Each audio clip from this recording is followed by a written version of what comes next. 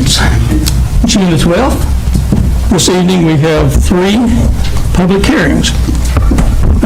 First, we'll have a public hearing for ordinance number 1594, adopting the annual budget for a tax rate for the fiscal year of July the 1st, 23 through June the 30th of 24, for passage on the second of 3 readings. Anyone that would care to speak on that public hearing? So now we'll close that public hearing and move on to the second public hearing. Second public hearing is an ordinance number 1595, amending Title 14 of the Zoning and Land Use Control. That's Chapter 2, zoning ordinance, and that's Section 202 of the Board of Zoning and Appeals. By deleting it in its entirety and substituting a new Section 202, Board of Appeals, for passage on the second and final reading. Anyone care to speak on that public hearing? Well, we'll close that public hearing and move on to the third ordinance that we're considering tonight. It's an ordinance to amend the zoning ordinance of the City of Tullahoma, Tennessee, which is ordinance number 1392, by amending article number 4, that's specific district regulations. Section 405 for microbrewery use and restricted manufacturing and warehousing. I-1, that's zoning district, and that's for passage on the first of 2 readings. Anyone care to speak on that public hearing? If not, we'll close the public hearing and move right into the regular agenda. So, call to order the Board of Mayor and Aldermen for June 12th. And that's the Reverend Marty Miller to bring the invocation and lead us in the pledge to allegiance. Please stand. Reverend Miller. Thank you, Mayor. I wish our church meetings were as quick as those 3 meetings we just already had. Let us bow our heads in prayer. Oh, Lord God, we ask that you lead us and give us wisdom and discernment in every decision that we make this evening. Where we are in error, reform us. Where we are in need, supply us. Where we are right, strengthen and confirm us. And where we are torn apart, heal our divisions. Through Jesus Christ, your Son, our Lord. Amen. I pledge allegiance to the flag of the United States of America and to the republic for which it stands, one nation, under God, indivisible, with liberty and justice for all. Thank you, sir. Thank you, Reverend Miller.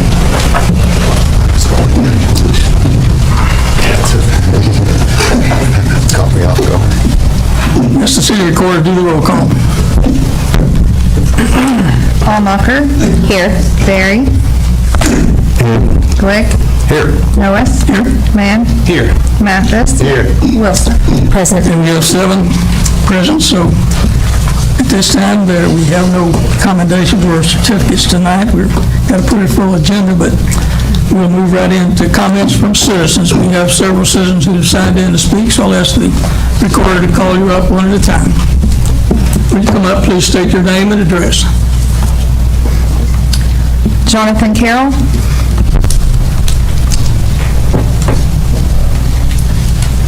Good evening, Board. My name is Jonathan Carroll, 117 Hamilton Lane, Tullahoma, Tennessee. I wanted to come with some good news tonight. Some of you may have seen this, some of you may have not. But our 2006 Camp Forest Football Club girls team, which is the under 17 age group, just won about 2 weeks ago the Division II state championship up in Murfreesboro. They leave tomorrow to Greenville, South Carolina to represent the state of Tennessee in the regional tournament. So that's huge news for that team. Coach Katie Reed from Motlow, as well as Carlos Amando, has been a great help for that group. Also wanted to make you aware that about 3 weeks ago we had 35 recreational kids that got their first taste of tournament experience. We normally don't do that with our rec kids, but we sent them up to Murfreesboro to play in what they call the Friendship Cup.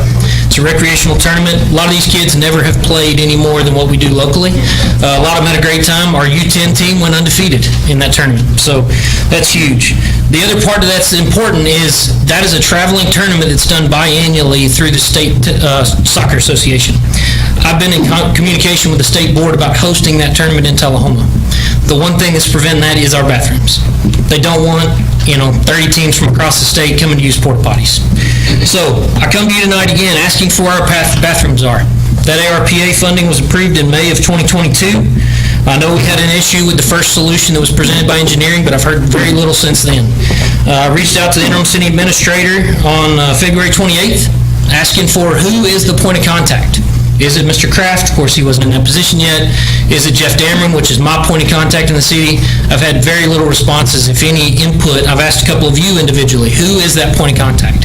If you look at the lights at Wagner Park, they look fantastic. It's because Jeff Dameron was given the keys and said, go make that happen. Who's going to make our bathroom happen? I'm looking at all of you to make that happen. So the reason why it's important to me, TSA, Tullahoma Soccer Association, pays $320 a month for the 4 porta potties that sit at Johnson Lane bathrooms. It's not fair that our 501c3 is funding what this board has already approved using federal grant money. I'm asking when this will be done so that we can reduce that cost, provide a cost reduction to our soccer players of the community. We recently had to go up on fees to $80 a season for this purpose. Because all costs after COVID have gone up, we're trying to keep costs low, but as a 501c3 that's trying to manage an economical budget, it's tough. I spend $8,000 a season out there striping those fields. The city's helped great with their little robot, does a great job in 16 minutes, but they only do that for us at the beginning of the year. The rest of it's our responsibility to maintain. So I come to you today, help us reduce this $320 a month expense that we have to pay so the kids can at least pee in a box instead of on the ground or in the woods, okay? Funding's approved, let's get it moving. Thank you. Thank you for your input.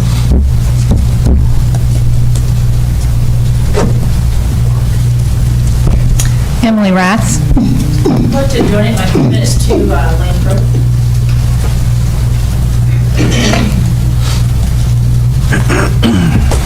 Lane, you're next.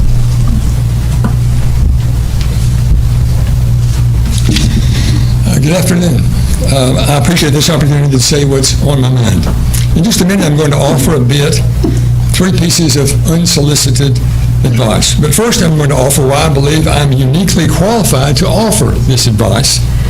First, I've sat in your chairs a total of 23 years, 18 as mayor and 5 as alderman. That's 23 years altogether. That's more than all of you combined, save a couple of years, as best I can figure. Second, I've been on the Tullahoma ballot 16 times, spanning my time as mayor, alderman, and state legislator, and was elected 16 times, spanning 31 years. Does that make me special? Of course not. But I do believe that record says I know Tullahoma folks pretty well. And I believe I can say with confidence the great majority of the people of Tullahoma do not like what they see and hear from their elected city leadership at present. So here's my advice to start getting Tullahoma and this board mayor and alderman back on track. First, in my opinion, you are not managers of city government. I fully recognize that you have fiscal and legal responsibilities as it relates to our city government. You have one employee, and that is the city administrator. It is entirely appropriate you define the expectations you have of the person you have selected to hold this important job and hold that person accountable. But let them do their job. Do not micromanage their efforts and do not interfere with their day-to-day work. You are the mayor and alderman. You are not the mayor and alderman of city government. You are the mayor and alderman for all of Tullahoma. The city government is but part of the fabric of Tullahoma. There is so much more, in my opinion, the 7 of you could and should be doing to move Tullahoma forward. Each of you should be out in the community making good things happen for the good people of Tullahoma. Use your leadership skills to make Tullahoma a more green community, a more fit community. Work to address the housing shortage in Tullahoma. Work to design a community so our young people want to return, remain, or relocate and raise their families here. What are you doing to help position Tullahoma as an arts destination? What are you doing to make Tullahoma a more clean and attractive community to inspire pride in our community? Nearly 60% of the 3rd graders failed their reading proficiency test last month. What are you doing to support our teachers in their efforts to achieve excellence in education? Your jobs as our elected leaders should be to address these challenges and as leaders, create opportunities. Think strategically. Leaders make things happen. Look at the bigger picture. Are you thinking regionally in the areas of tourism, economic development, and infrastructure? Remember, you are community leaders, not managers of city government. Second, during my 23 years on this council, I have no recollection of an agenda item for a BMA meeting with only a caption and no exclamation behind it. When a member does that, it is not fair to other members and the public who have a right to see, understand, and ask questions prior to your vote. Third, if an agenda item pertains in any way to city government, the city administrator should offer a recommendation in the agenda whether or not he or she supports the agenda item and why. Please remember the city administrator is the manager of city government, not the seven of you. If the agenda item expends money, the city administrator must identify the source of funds. The purpose of these last two suggestions is to streamline the meetings. If you read the agenda item, concur with the contents, and the city administrator's recommendation, that will move the meetings along quicker. In summary, leadership is not easy. I understand that. You are our elected community leaders. Think bigger. Leaders encourage, leaders educate, leaders inspire, leaders challenge.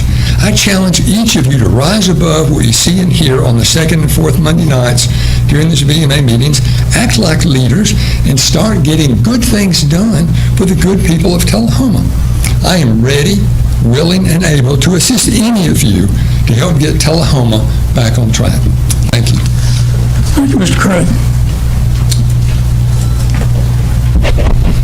Scott Van Belser.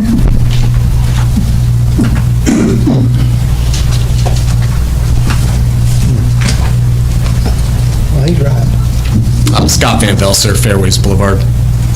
I'm here to speak about agenda item 19, although I will endorse the creation of a microbrewery district in our community. That is a major economic driver for small communities like ours. But the HCC and the Historic Zoning Commission that is being proposed should be gutted like a fish. And I'll back into that. But I'll tell you my experience on it first so that you understand where I'm coming from. Because I've served on the Historic Zoning Commission.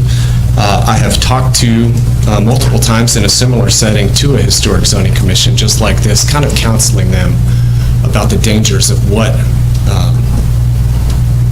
an ordinance-driven regulatory authority can do to a community. And you only need to go around and look at the Main Street programs that are actually active and have been active since the 90s or early 2000s to understand what I'm talking about.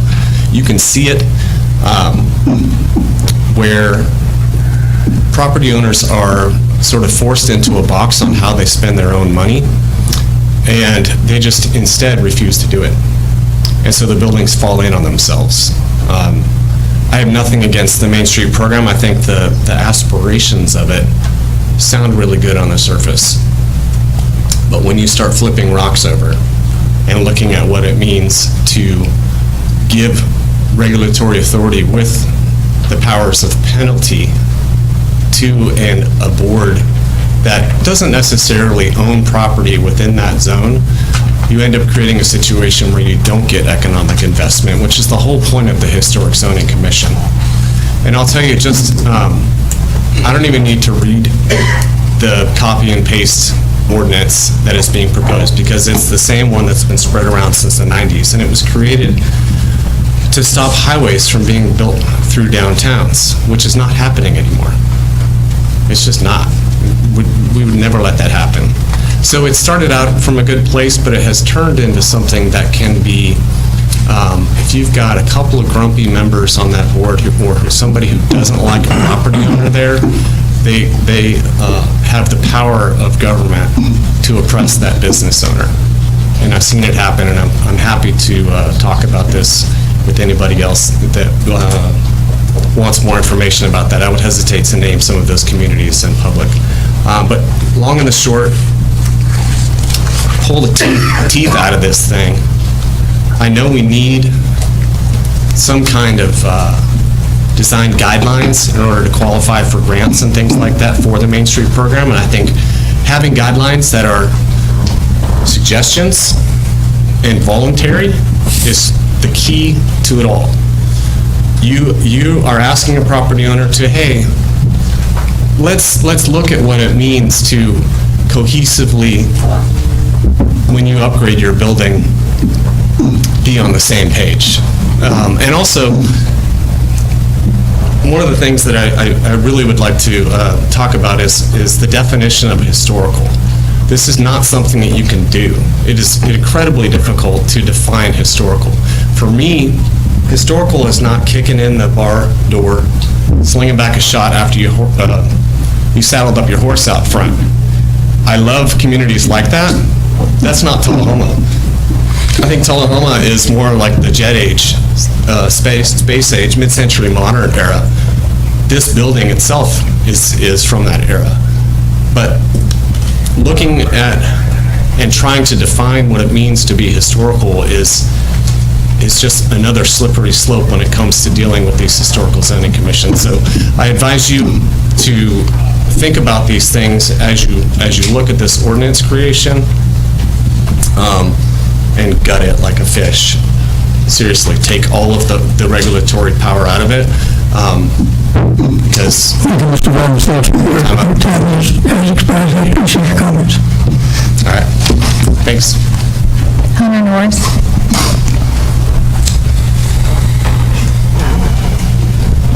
Lane talked about some good things we need to do in Tullahoma, and one thing we didn't get to do this year was the soapbox derby race. I have a vested interest in that. I've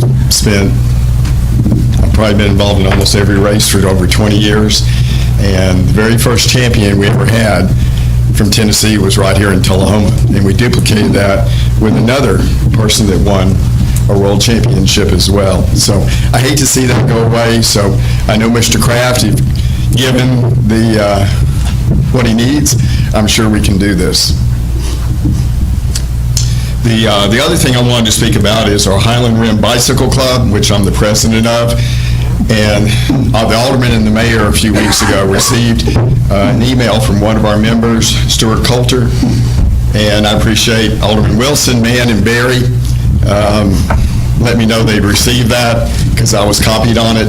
But Mr. Coulter had some great ideas when he heard about the crosswalk across Jackson Street. If we're able to do that, we'd like to combine the safety of that into also for cyclists as well. And we feel the way to do that would, and to tie in with that, ironically, one of the things that's a big safety issue is on Atlantic Street. We have railroad tracks that are not being used, and they're not at a direct angle, they're oblique across the street. So when a cyclist come across that, we have to go 90 degrees, so it requires almost 2 lanes to go across that. So, and Mr. Coulter sent some videos of accidents that have occurred, not at those tracks, but other tracks, and they're rather remarkable if you had a chance to watch those. And those tracks aren't being used, I don't believe. They've just been there ever since I've been here. And I would think they'd be very easily removed if we could get CSX to agree to do that. So that would be a great safety factor for cyclists on Atlantic Street. Because as cyclists, we try to stay off Jackson Street. But to cross Jackson Street, Mr. Coulter had the idea of having a very small pathway that would not allow for car usage, but for cycling and pedestrians to come down from Atlantic Street and come in between Dr. Mahan's office and that building. And I would assume the crosswalk would be in that area, and that would allow cyclists to go across the crosswalk, and it would be much safer if we were able to do that. So just keep that in mind when you look at the crosswalk proposition. I know the state, because it's a state road, if that'll ever happen, I hope we can have some safety crossing Jackson, because we recently had our ride of silence, and normally we have a police escort that takes us around town. We had to cross Jackson Street at like 7 at night. With no police escort, and I had to get out and stop traffic myself. Even though we requested police assistance, we usually have police that escort us on that ride every year, but they weren't able to do it this year. So I'd love to see the Soapbox Derby continue in Tullahoma. I mean, almost every publication you see, whether it's in video or print, has something about the Soapbox Derby race. And I hope we can continue that.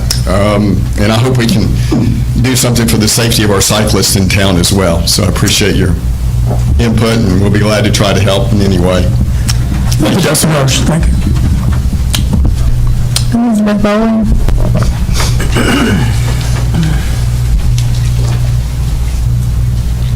I'm Elizabeth Bowling. I'm at 999 Forest Drive. I just wanted to thank you for item number 19 on the agenda.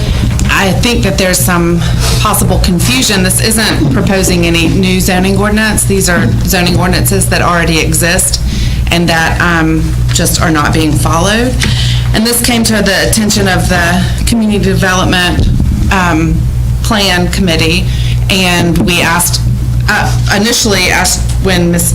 Moody was here, and she said that the overlays were created and mapped, but we did confirm with Mary that those were not showing on the maps. The committee sent a letter to the mayor and to all aldermen, and then followed up through the new portal, and provided a copy of that letter. Alderman Glick has been at our meetings and has heard the discussion with Mary and with the committee just in, what needed to be done. That's why the committee sent a letter requesting that the board and the mayor abide by the current zoning ordinances and let community members know that there are openings on the Historic Zoning Commission.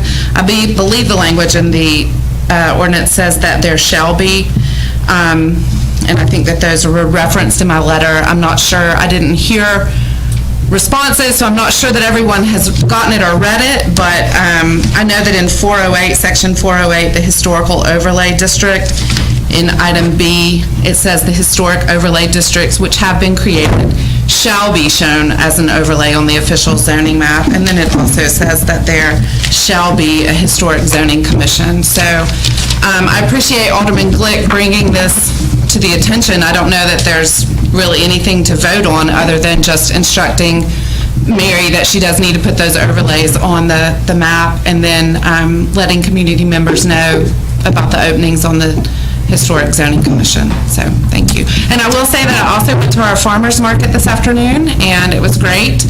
And I think it's great that we have two. I went to the one at South Jackson, and I haven't been to the one at Trinity Lutheran yet, but it's great opportunity for the citizens. Thank you, Ms. Bowling. So, is there anyone we may have overlooked that would have any comments to the board? Now we'll close the comments from citizens. And at this time, I'll ask for the board to approve the agenda as presented. Could I get a motion to approve the agenda as presented? Motion from Glick, seconded by Mathis. Comment from Alderman. Yes, Mr. Mayor, I have an amendment to the agenda I would like to add. I have already spoken with Ms. Lori prior to this, so she is aware. I would like to add an amendment to create an item to instruct the interim city administrator to reschedule the executive session that was canceled by Bob Burns and Associates today within the next 48 hours, and to inform Mr. Burns and Associates if they fail to do so, the city will file a formal complaint with the BPR based on the highlighted subsections of the rules of professional conduct, that which I will pass out if this item makes it onto the agenda. We have an item, an amendment to add to the agenda. Need a second. I'll second it. We got a second. We got a comment from Alderman Berry. Yes, Mayor. You're the only person who has the authority to call an executive session. There was already one called. You're the only person. So this amendment, while I understand the intent, it doesn't matter whether the board tells him to do it or not. You're the only person that can do that. There was already one called. That's all that I have. I'll give the floor back so that she can speak. Yes, the executive session had been called and the executive schedule due to scheduling conflicts with the attorneys that were involved. That was the reason it was canceled. Right. So before another session can be called, that would have to be coordinated with their schedules. Alderman Wilson. I do think that we need to have an executive session. I saw that we have litigation that I was not even familiar with, so I would like to get an update on city litigation that we have. The executive session will be scheduled as soon as the attorneys that are required will be there. This was a twofold motion, and so we're asking, I guess, in essence, for you to call it because they scheduled it and then they canceled it. So this is on them, and that is against and in violation of the rules of professional conduct that I have listed here. So I'd like to at least hear my motion and add it to the agenda. We have a second, so it should go on because it was twofold. You have a motion now. We got a motion and a second, and do we have a discussion yet? Alderman Wilson, do you have something? We'll vote on that amendment at this time to add that to the agenda or not. I have a question. Is that an executive session that we're voting on about all the city litigation or just one? Yes, all of it. You can't vote in an executive session. Yes, he can because he's... I said you can't vote, and none of us can vote in an executive session. Not in an executive session, he's asking about this. This executive session, is my understanding, All the city litigation. was for all of them. Our city attorney can address the questions regarding executive session. This motion is out of order. It's also an idle threat by Ms. Almacher to threaten these attorneys that have been representing the city at the behest of and hired by our insurance carrier to do that 48 hours to require someone to be here is totally unrealistic. We have no idea what their schedules are. Trial lawyers have matters scheduled months in advance, and if they have to be rescheduled, that means they have to juggle their schedules as well. I think it's totally inappropriate to do this. I think this motion is totally inappropriate. I think it's a self-serving motion because Ms. Almacher has injected herself into some litigation against the city, which is, I think, something that's improper, and I'll address this whole issue later on if you like, but I don't think this motion should move forward. Speculation, Mr. Worsham. We have a motion, we have a second, we have a discussion. We'll vote yes to put this on the agenda, vote no, which the attorney has indicated it's improper, so we will vote at this point in time.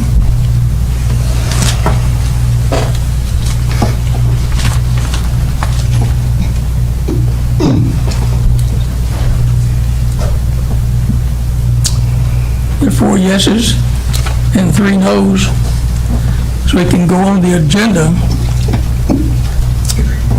at that time, take it up at that time. Any other changes in the agenda? All in favor? There's been 119 days since we put our HR director on leave. I'd like to make a motion to discuss directing the interim city administrator to reinstate Costa Rice. We have a motion to instruct the city administrator to reinstate Costa Rice. We have a motion by Barry. Need a second.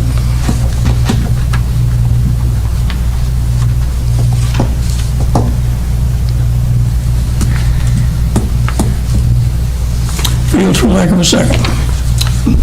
That will not be added to the agenda.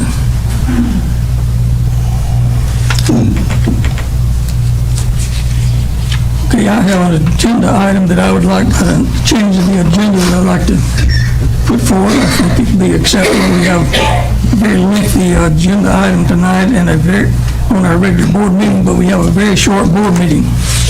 So So in order to hear that, our board meeting agenda, I'd like to move that to the first of our session before we do anything else on our agenda. So we'll move that to, so that's got a motion by, it's my motion, and I need a second.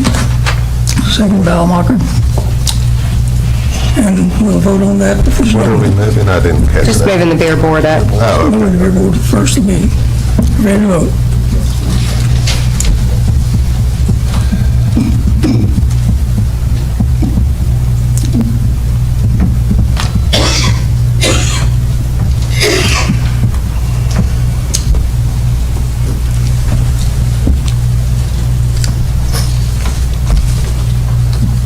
So that passes 7-0.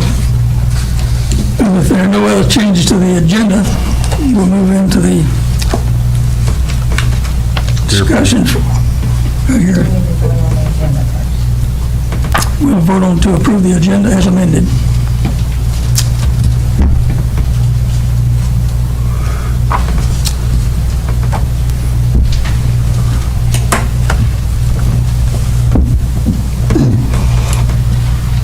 That passes 7-0, so we'll handle the agenda as amended. But first, we'll move to the reports from our alderman and the attorney and the interim city administrator. Start with Alderman Almacher tonight. Thank you, Mr. Mayor. As most of you know, I've been out of town for a couple of weeks, but I did take note on some things that are going on in town and listen to Mr. Carroll's comments. I wanted him to know that I personally will be looking into where we are on that project, but in the interim, I would like to see if there's something we can do to help accommodate with perhaps some trailer bathrooms during their season. And I'm not sure what those cost, but maybe Kenny could get back to us on that. And as to Mr. Curley, thank you for the thoughtful comments and your willingness to continue to serve the city of Tullahoma. I wanted to direct you to a little project me and Ms. Moorhead have going on together, in which we are trying to advocate for an expungement fair for our citizens of Tullahoma, and perhaps do that at CD Stamps. And so if you two would like to get together, I'm sure we would love to enlist your help on that project, to let you know there are some things going on. And I know I'm not the only one up here. I won't toot their horns for them, but we all have projects going on, and we'd love to have all the help we can get. And thank you for being a concerned citizen. That's all I have, Mr. Mayor. Thank you, Alderman Berry. Alderman Blake. As some of you are aware that watch the board meetings, I've started a project trying to improve the cell phone service in Tullahoma. I know that it's not in the purview of the board. It's not a governmental agency, but maybe as a board we could put our weight behind and try to get them to improve the service. The city administrator reached out and sent a letter to Verizon. They sent us back basically a form letter saying, thanks, it's nice hearing from you, but we really need to hear from the citizens of Tullahoma, or the citizens, the users, that their service is bad. Now, if everybody that's told me how bad their service is will call Verizon, we might get something done. So I know I will call Monday. I might call more than once. So if everybody would call Verizon, I have a phone number to call. The phone number is 1-800-922-0204. Or they may dial *611 from their Verizon devices. So please call and express your dissatisfaction with the cell phone service in Tullahoma to 1-800-922-0204 or *611 from a Verizon device. And that'll conclude my report. Thank you. Alderman Mathis. Thank you, Mayor. I would like to thank Mr. Curley for his input. Very always to the point, very much needed, and he does an outstanding job in presenting himself well. And thank you, Mr. Curley. Alderman Wilson.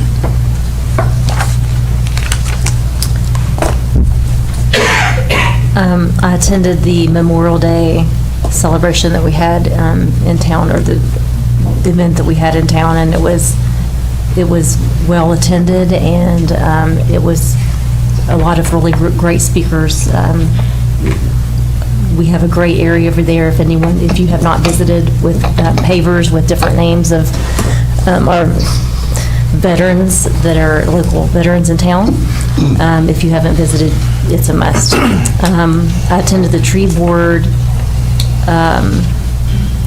this past meeting, and I just wanted to let everyone know that on Wednesday, June 28th at 5 p.m., there will be an arboretum and tree walk.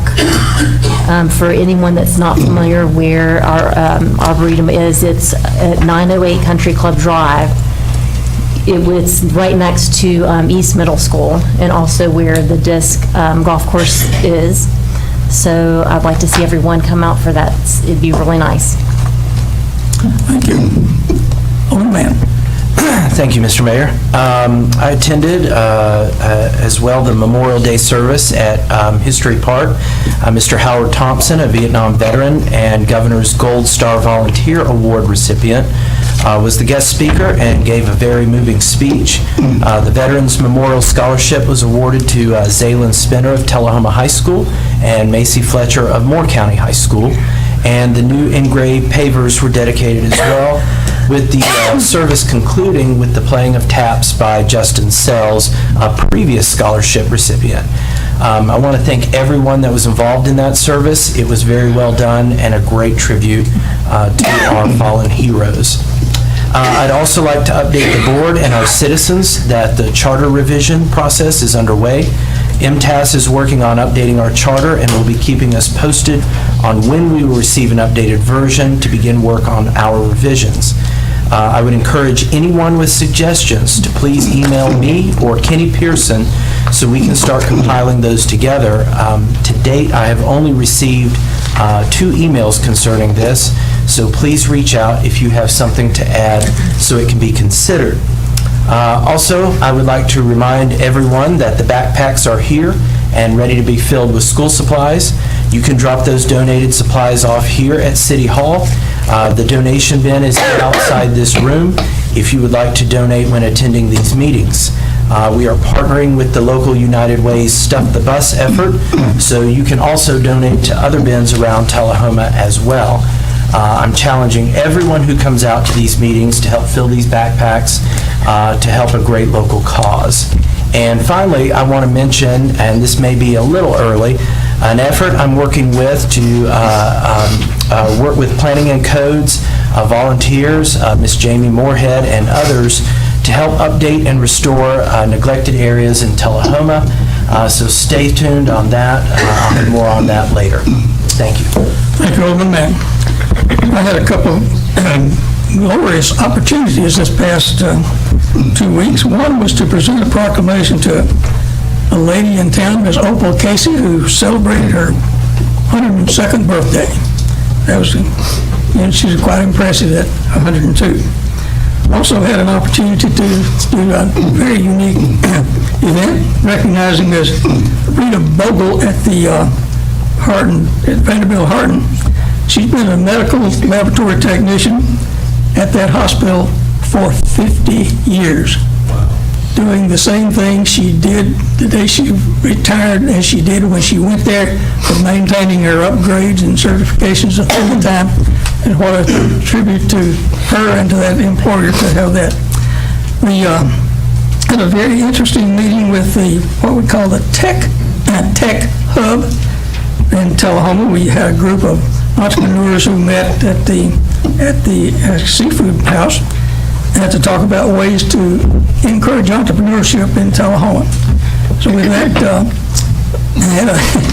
one of the wonderful things I had an opportunity to do last week was to accept a check from TDOT for $103,150 for the right-of-way to the cemetery. So that is checked in the bank. Right, sir? Okay. One of the things they will start work there as soon as we get the fence removed. We had to make a deposit back to TDOT to verify that we will be removing the fence, And once we remove the fence, we apply for that deposit we made, we'll get that back.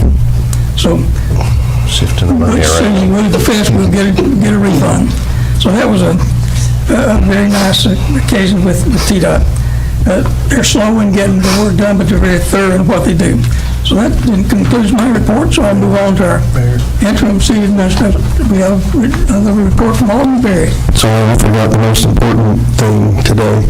I'd like to wish my mother a happy 32nd again birthday today. Well, I think that's appropriate. Thank you. Happy birthday, Mom. Okay, with that, we'll move on to our interim city administrator. Excuse me, we'll go to the attorney for his report first.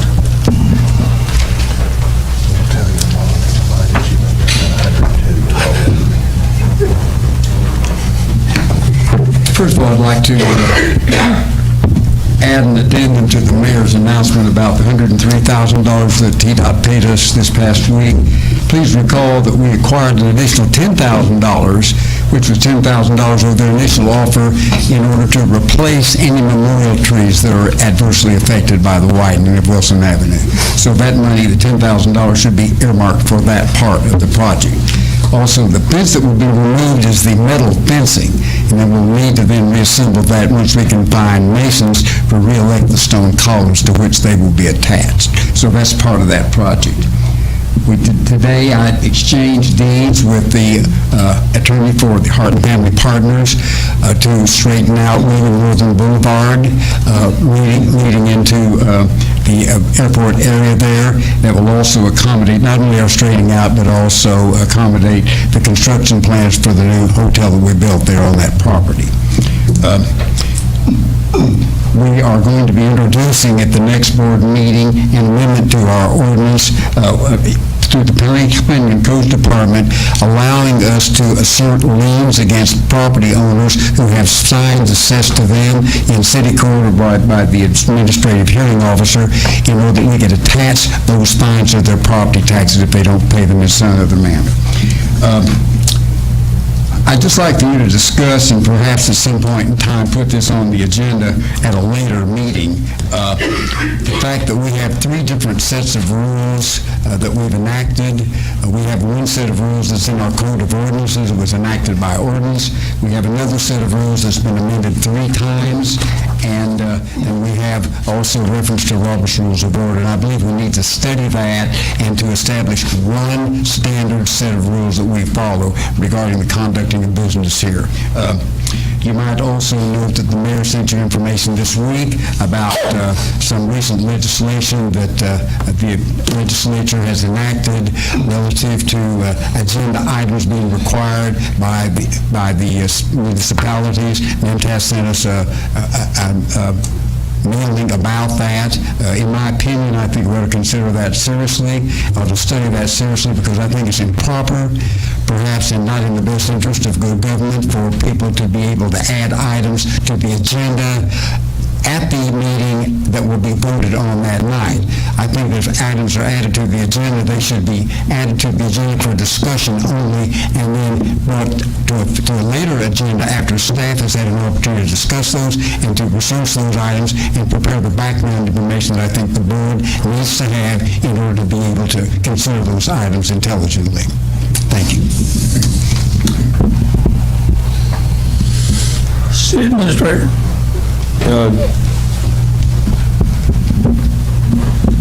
I'm on. Did attend the Chamber Coffee at First Vision Bank. A lot of good people there. Enjoyed the fellowship and being able to see a lot of businesses within our community come together to achieve, the networking necessary to continue to thrive within our community. On May 25th, we had active shooter drills at the Tennessee Corrections Academy. Many departments were involved in that. Tullahoma Fire and Tullahoma Police were also involved in that. They did a lot of different scenarios of how they can take care of active shooters. It's part of our training and trying to continue to to have ourselves ready in case anything does happen in this area. I did attend the Memorial Day celebration. I appreciate Parks and Recreation for all their work of getting the chairs out there quickly, the tents, and making sure that the audio equipment was working. And I also appreciate the fire department bringing out the honor guard. They did a wonderful job. As Kurt talked about the Verizon letter, I did get that Verizon letter in. I've done some extra research and just looking at different things that we have. One of the things was brought to my attention that TUA was talking about having them put on the water towers, but that's been like 2 years, and they talked about it 2 years ago, and they've never contacted them back on it. I did get some information recently from Butch that there's a possibility that a Verizon tower is going to go out near Ellis Acres. That's in process, and if they can get everything situated, we could have another cell tower out in that area. So that would help a lot in that area. Pretty much the last 3 weeks, we've been crunching numbers, looking at the budget, trying to figure out ways that we can fund things, trying to make sure that we're getting everything that needs to be done. That's the big thing. And one of the things that we have on here is trying to have a study session next Monday to talk a lot about those things that we've been looking at. So hopefully help us to continue to provide the services to this community that they deserve and they expect. So that's all I have for this week. The city attorney has another comment.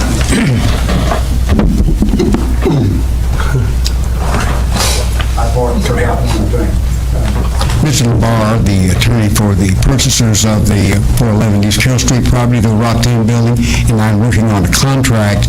We did receive the July rent from them, and Ms. Wilson and I discussed it. I did suggest to her that she go ahead and accept that. We need to put this matter on the agenda for the next board meeting to authorize a notice to them that they will be given until August the 1st to vacate the property. So if y'all consider putting that on the agenda for next time, then we can write the letter to them and give them that notice. Because we should have the contract ready and completed prior to that time, and that will give them a month in order to take whatever action they need to move their property out of there. So that's just a suggestion. I have one question. I remember in our meeting, we proposed to give them 3 to 6 months to vacate. This is the building, right? I'm thinking about the right one with all of the, I mean, if August 1st is amenable to them, of course, but I just want to make sure that they have ample time. I don't know. I just want to put this on the agenda for a discussion next time. That's why we shouldn't do it tonight. Right. And then we can discuss that. Between now and then, maybe we can find out what their time frame is and all that.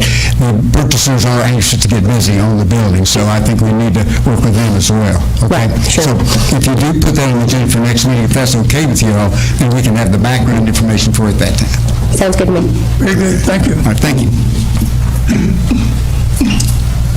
Okay, with that, we'll move to the regular agenda. Excuse me. We'll move to the Pier Board at this point in time. If you'll flip over to your back of your packet, you'll see that we have a. So I'm going to recess the board meeting while we move to the Pier Board.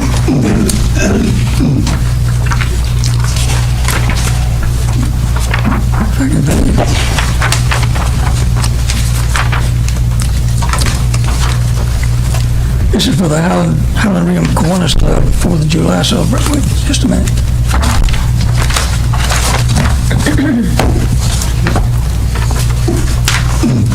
Our agendas are getting too long.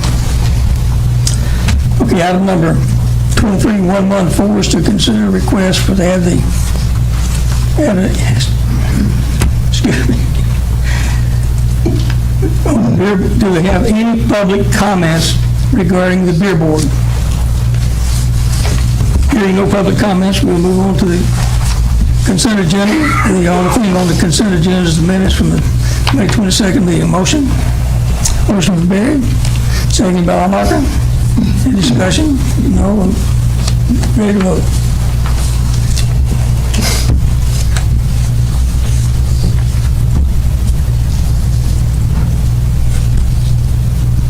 And the agenda passes 7-0. No unfinished business, so the only new business on is item number BB24, beer application for a special events permit for Independence Day celebration on July the 3rd at Fraser McEwen Park. Grider Stadium. Ms. Emily Rass will be the president of Howland Rim. She'll be organizing, and she'll complete it. The application is requested the beer board waive all fees. So I'd like to get a motion to approve that with the waiver of fees. Motion from motion from Alderman, seconded by Mann. Ready to vote.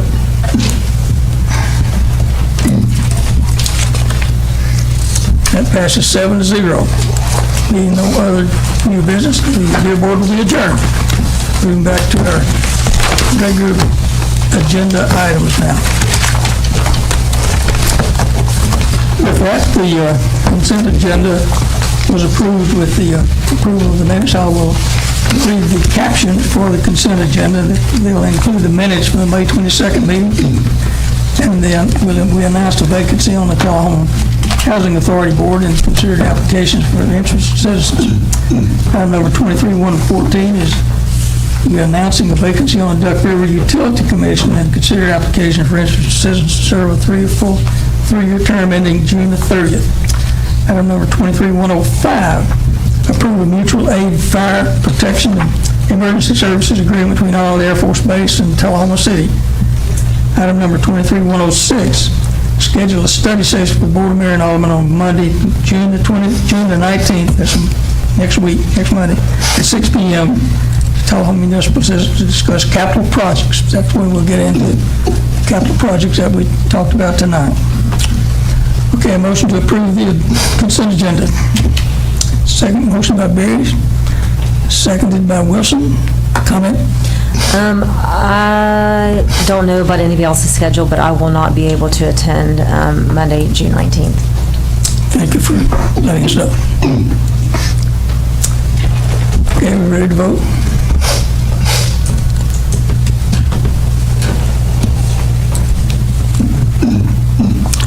The consent agenda is approved 7-0. Under unfinished business, we have 3 items. The first item under unfinished business is ordinance number 1594, an ordinance of the City of Tullahoma adopting the annual budget and the tax rate for fiscal year beginning July 1st, 2023 and ending June 30th, 2024 for passage on the second of 3 readings. Motion from Barry, seconded by Wilson. Discussion. Ms. Wilson, on this budget that we are going to approve or disapprove, what exactly increases do we have for each department so we'll know exactly where the money's going? For example, if you said the school system, they came and they asked for, what, $1.4 million for teacher raises.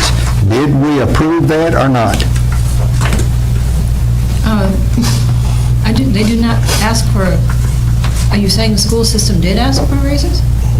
No. Or you're just giving that as an example? Yeah, they did too. Out of their budget, not ours. They didn't ask us for funding. Out of theirs.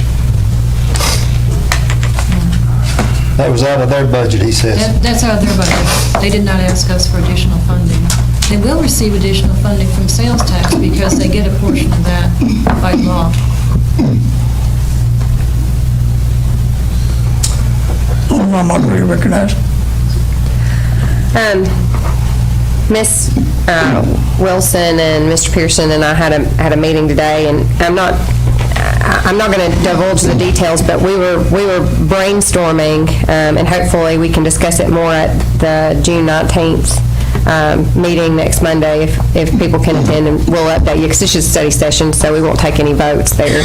But it's my understanding that we've got kind of a budget crunch this year. We definitely could spend a lot more than our anticipated revenues, and I want the taxpayers to know that I will in no way vote for a tax increase, so we're trying to find a way around that. However, I feel I'm not going to make the motion tonight, because I know I'm going to get calls, and I'm going to accept those calls and take my punishment beforehand, before I do it at the next meeting.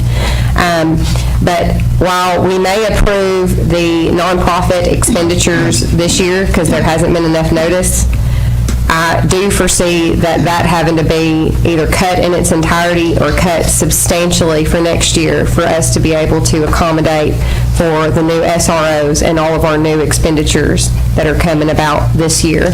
And if anybody has any ideas on how we can raise that revenue otherwise, obviously it wouldn't affect the tourism. I am all ears for ways to figure out how to generate that income or where to cut, so that I can bring that to next Monday's meeting. So I just kind of wanted to put that out there now, so people had a little understanding that I'm not proposing to cut it this year, but I may put it in the budget that it would be terminated next year, with the expectation of that, and to give that notice to the nonprofits. That's where I'm at. Alderman Berry, you recognize. Just a quick idea on how to raise the revenue. We can stop scaring away new commercial development, new real estate development, and growth, and raise our real property tax revenue so that we have money to do these things that we need to do. You have comments? Ready to vote? Vote to approve ordinance number 1594. Mayor? Yes, you may go ahead. This will also need to be amended because this version has the additional equipment, building reserve, capital projects. It has other budgets added in, so it will need to be amended to accept the items as presented. And then in your third one, you will have the school. Hold on. I move to amend it as required by Ms. Wilson to include those things that she said that I cannot recall. Okay, I don't know that you're speaking, your microphone is not picking up very well, so you might make that motion a little more clearly in your microphone. Move to amend to include, tell me again. The detail as presented here, which includes all funds. It has your capital projects, it has your debt, equipment reserve, building reserve, medical trust added. So as amended, as presented. Move to amend as presented in the packet, I think is the easiest way to say that. So it is in the packet, that your amendment? Yeah, it's on the first page. Okay, Alderman Clay, you recognize. Okay, I just wanted to, for those at home or that have not received the agenda item, I just wanted to reiterate what we are voting on here. We're voting on the annual budget, and it is funding the city with no tax increase, with using $641,000 worth of reserves. And this budget will fund the SROs in each school and $650,000 worth of paving. Is that correct, Ms. Wilson? No, it does not have the SROs in here at this point. That is something that is waiting some kind of a funding source or determination by the board to fund it differently. What is in there right now is $50,000 to pay for overtime or part-time with current employees, as we did in the spring. So we're still waiting, sorry to interrupt, we're still waiting on the governor to see if that comes through before we pass on the final reading, is that correct? Okay, so we're adding it, it's just not in here, we're still seeing if maybe he'll come through with the funds. Should we maybe delay on the paving to fund the SROs? Or how can we accomplish that? I mean, I know it seems like right here we're saying we're not having a tax increase, but if we're going to do the paving and hire all the SROs that aren't in the budget right now, we can't do it without a tax increase, or else taking a whole lot more money out of reserves. So the numbers don't add up to me, so it seems like at this point, we need to be making a decision on how we propose to do that. Do we want to delay on the paving until, and then maybe when we hear that the governor gives us the money for the SROs, then we could add the paving back in? Or I'll yield the floor for some answers or ideas. Let me just comment on my understanding of what you're telling us, Mr. Wilson.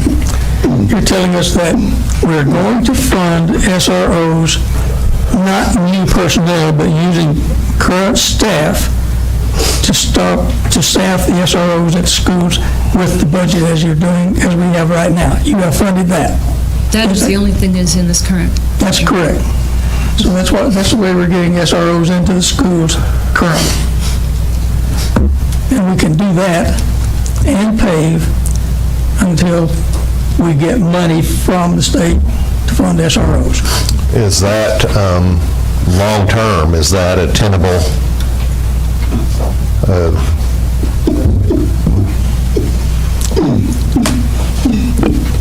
That is not a long-term solution. That's the reason we wanted to have that study session coming up this Monday, because we wanted to talk about some alternative ways that we could possibly do this, which we could amend the budget at the next meeting. That might be take the paving out like we were discussing at the present time and adding it back in as we get that money in from the state. That state money should be coming in, but we cannot budget for something we don't have. So until that happens, we won't be able to budget it. So yeah, what you said about maybe the streets, taking it out for the time being and then working on putting it back in. But we have some other ideas that could possibly help out and make some different changes. So I think, once we do that study session, you'll be able to see a little bit more of that.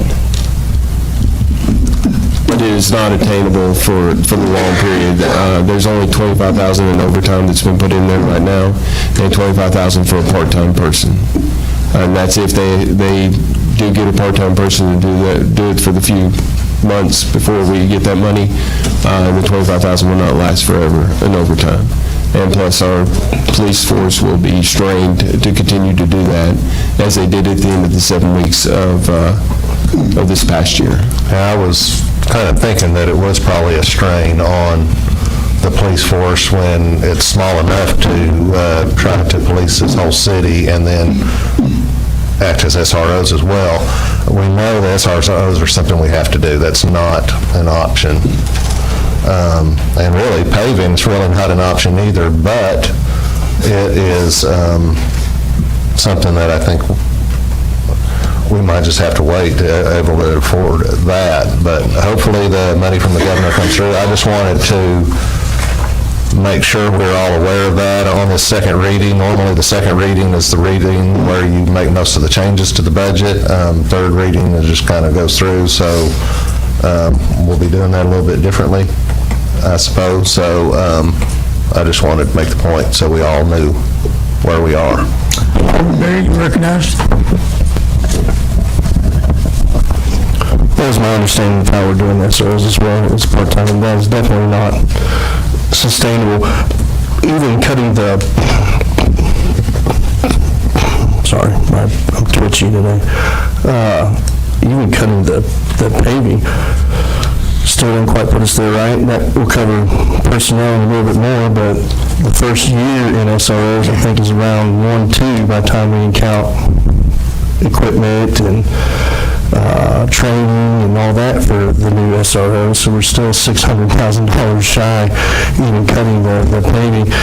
I do like the idea of trying to find a creative way to get this into the budget and to begin hiring SROs, because we're not the only agency that's getting this money.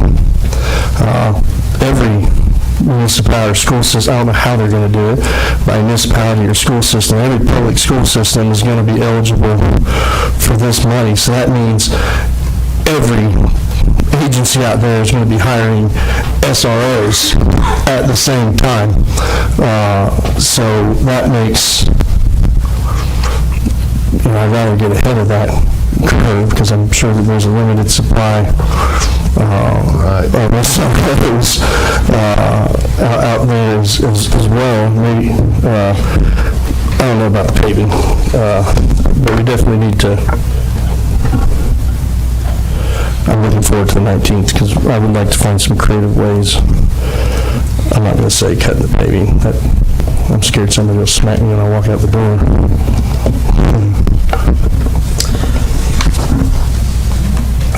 Any further discussion? There's no further discussion. We're ready to vote on ordinance number 1594. Second of 3 readings.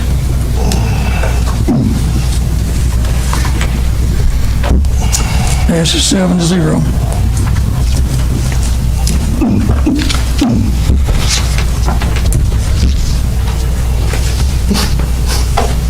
Next is ordinance number 1595, an ordinance to amend the Code of Ordinances of Tullahoma by amending Title 14. This is the ordinance zoning and land use control.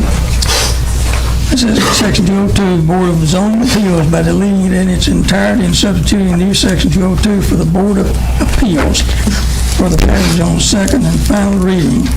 Got a motion on the floor. Motion by Matheson, seconded by Almacher. And I know that there is an extensive amount of documentation that's been provided to us for that. And quite frankly, I don't know that I remember all of it, but I remember a lot of it. But if what I'd like to do at this time is simply take a brief recess for each one of us to take as much time as you need to read and understand all the documentation that came to us before we vote on this. So we'll be in recess till... See you tomorrow.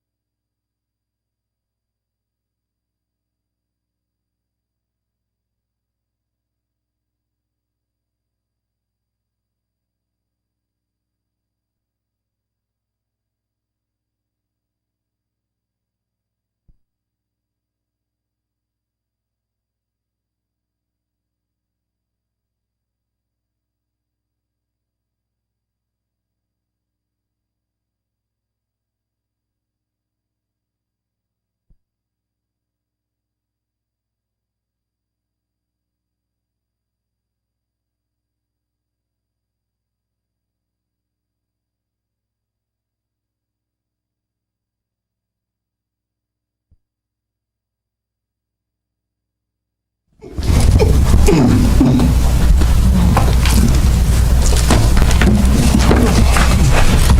know that our city attorney may put an attachment in your packet, and I apologize for the quality of that. I had to go back and run a legible copy, but in that it may have been quite difficult to read. I'm going to ask, before we move any further, I'd like for, if you would, Mr. Worker, to bring your thoughts to this board on this agenda item. I would ask you not to include that in your attorney's report, but wait till we got to this item on the floor. Well, I'm sorry about the quality of what you had there to reproduce. Is that my fault or what? I'm not blaming anyone. Okay. The board asked for a legal opinion from MTAS legal department about that. We got one from Ms. Hodge, and that's included in your agenda packet. Also, Ms. Samaniago has explained to you all the proper method whereby the action that the board deemed to take could be accomplished, and then I've reviewed that and done some legal research in addition to that which I reviewed from Ms. Hodge.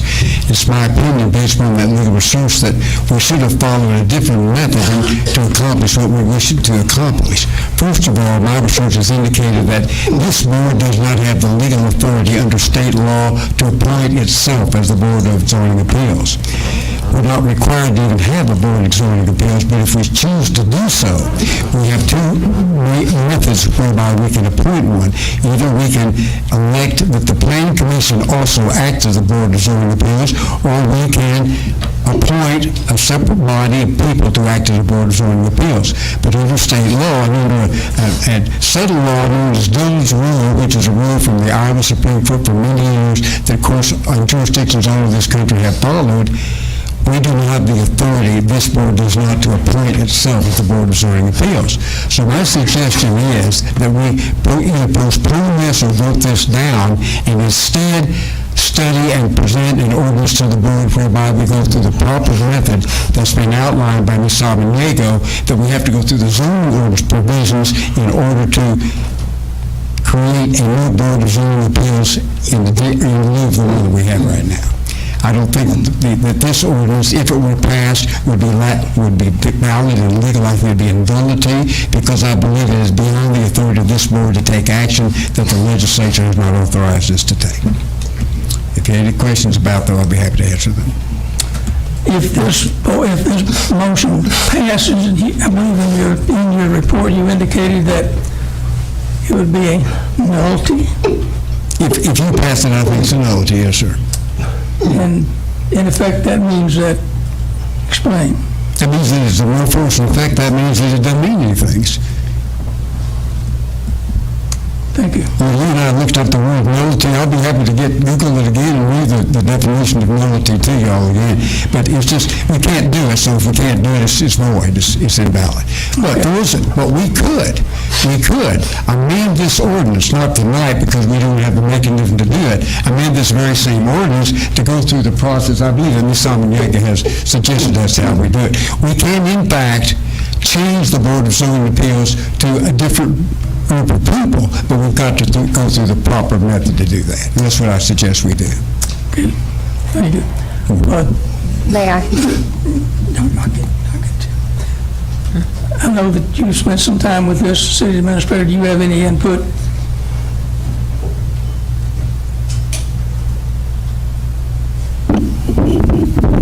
As far as this ordinance, we were just tasked to check the legality of it.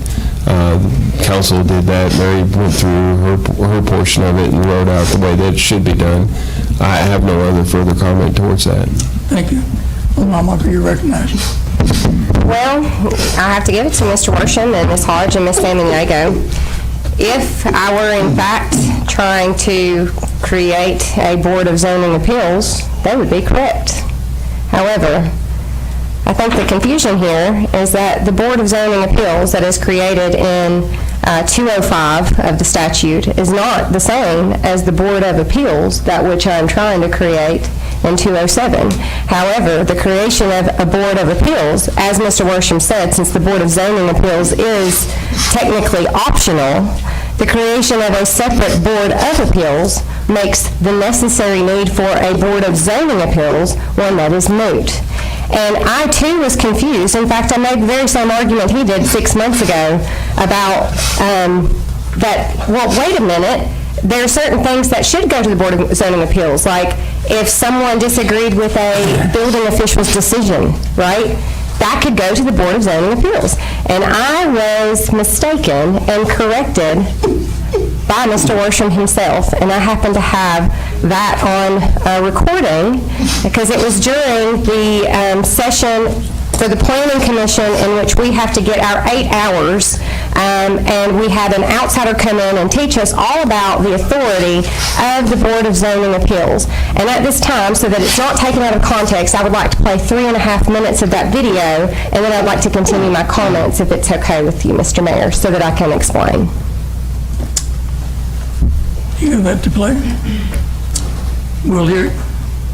What are your powers? Again, Dylan's role tells you what your powers are towards zoning appeals. And I said in a meeting one time, and the guy, probably one of the nicest guys you'd ever want to meet, said, well, why are we here? Or if we can't give people relief. Well, that's not the point. It's not giving people relief.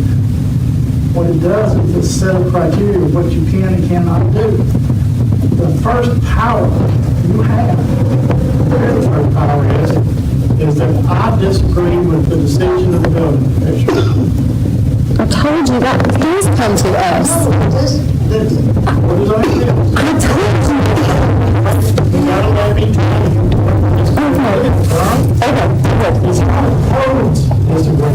Okay.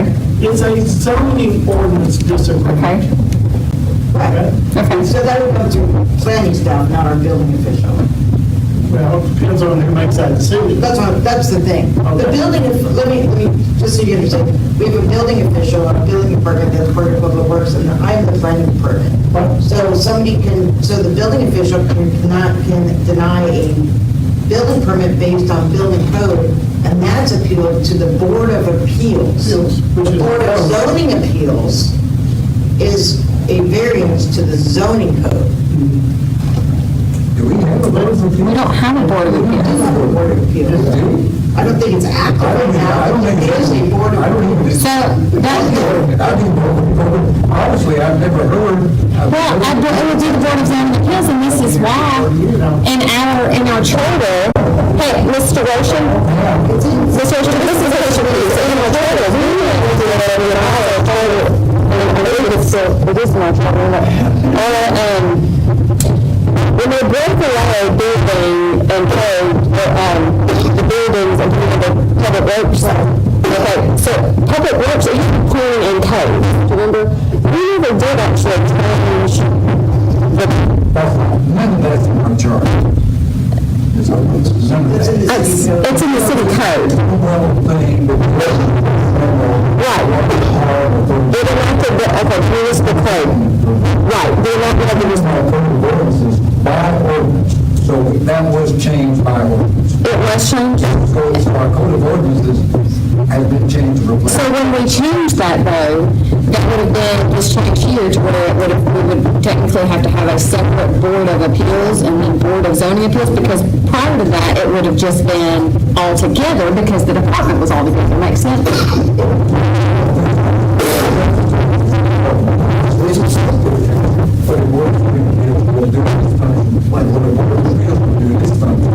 We probably have, board provisions for it.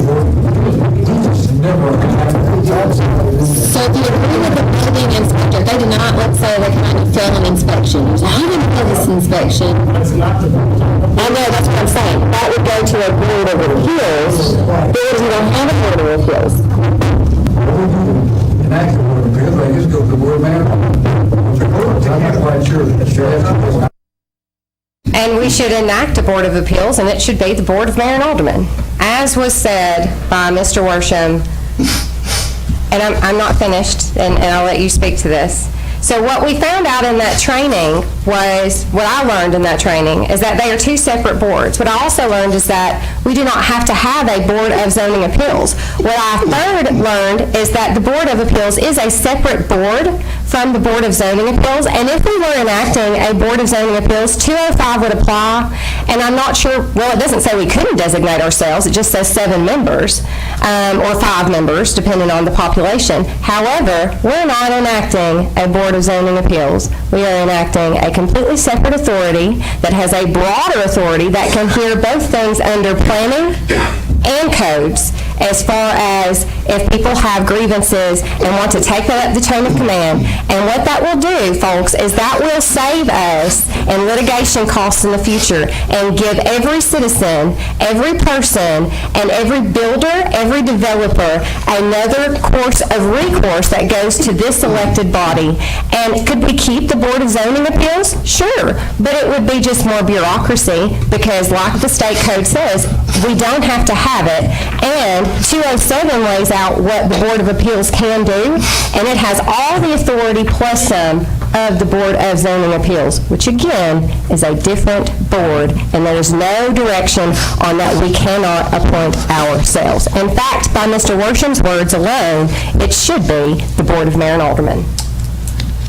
I'd like to clarify that. However many months ago that was, I hadn't had an opportunity to research this issue. I believe that the Board of Appeals and the Board of Zoning Appeals are synonymous. Based upon research that I have taken out, that they're not two separate boards. The research that I did indicate that that was the case. So I believe that I was wrong several months ago when we talked about that. That was a totally different issue from this anyway. This was an issue about whether or not we can enact something by resolution that had to be done by ordinance, just like I believe that this action has to be done by ordinance, which is proper. But I just don't think this particular ordinance is the proper way to do that. And I don't believe that we can have either a Board of Appeals or a Board of Zoning Appeals that is constituted by the board, is let's say, populated by the Board of Mayor and Aldermen. That's my opinion. Now, y'all can disagree if you wish, but I suggest that since this matter is one that's rather important, that we might want to do some additional research before we enact this ordinance. That's just my opinion and my suggestion and recommendation. May I just explain where this came from? Just one more second. This, I think he's confused. This was during the training, and you were backed up, and we were told by the trainer that they were two separate boards in this meeting. And yes, we were. And that one had the authority to hear building codes violations. But if you read number 3 in chapter 13-7-207, the powers of a Board of Appeals, number 3 says, out of the other things, it says, where by reason of exceptional narrowness, shallowness, or shape of a specific piece of property at the time of the enactment of the zoning regulation, basically that you may grant a variance from such strict application. It also says that basically you can hear and decide appeals where it is alleged by the appellant that there is error in any order, requirement, permit, decision, or refusal made by the municipal building commissioner or any other administrative official in the carrying out or enforcement of any provision of any ordinance. Our Board of Zoning Appeals, and statutorily, does not and cannot, by state statute, have that authority, which is why this has to be a separate board. And that is also laid out that they are two separate boards in the documents that are before you, because it says that the chief legislative body may create a Board of Zoning Appeals, and it tells you what that has to look like. But if you keep going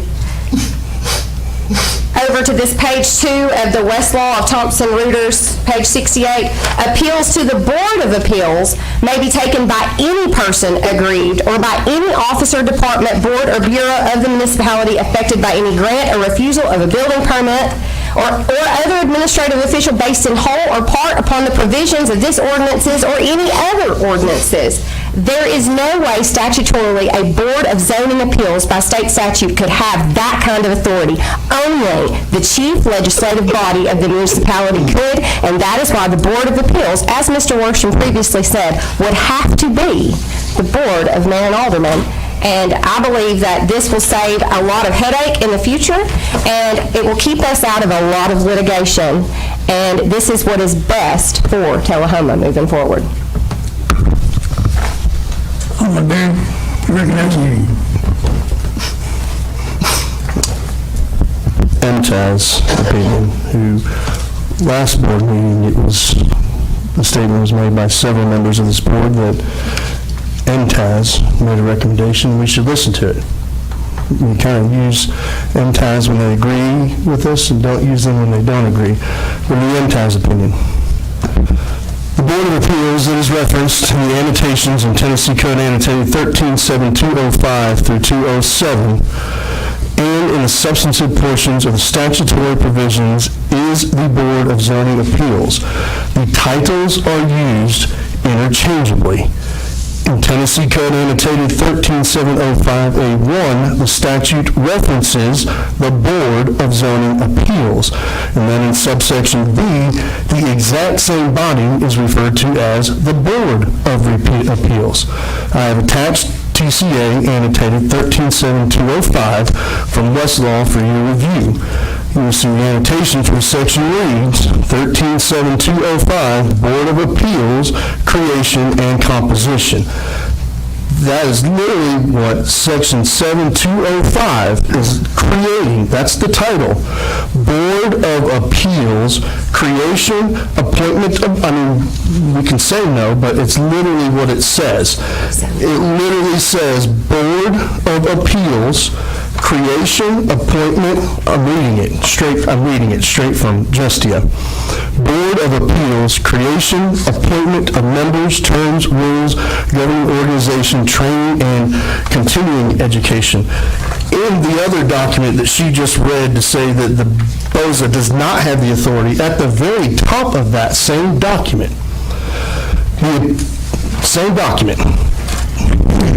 the opinion addresses several questions regarding the Board of Appeals. Because this request is made on behalf of a member of the Board of Commissioners of the City of Lakeland, and based on other research, these questions appear to refer to the jurisdiction of the Board of Zoning Appeals of the City of Lakeland.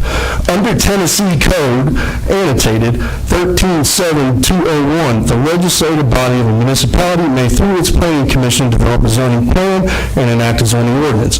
Under Tennessee Code, annotated 13.7.205, the chief legislative body of a municipality may create a Board of Zoning Appeals. Section B of the statute provides the chief legislation may provide and specify in zoning ordinance, general rules of governing organization, and procedure and jurisdiction of the Board of Appeals, which rules shall not be inconsistent with the provisions of this part and part 3 of this chapter, and the Board of Appeals may adopt supplemental procedures of rules of procedure not inconsistent with this part and part 3 of the chapter general rules.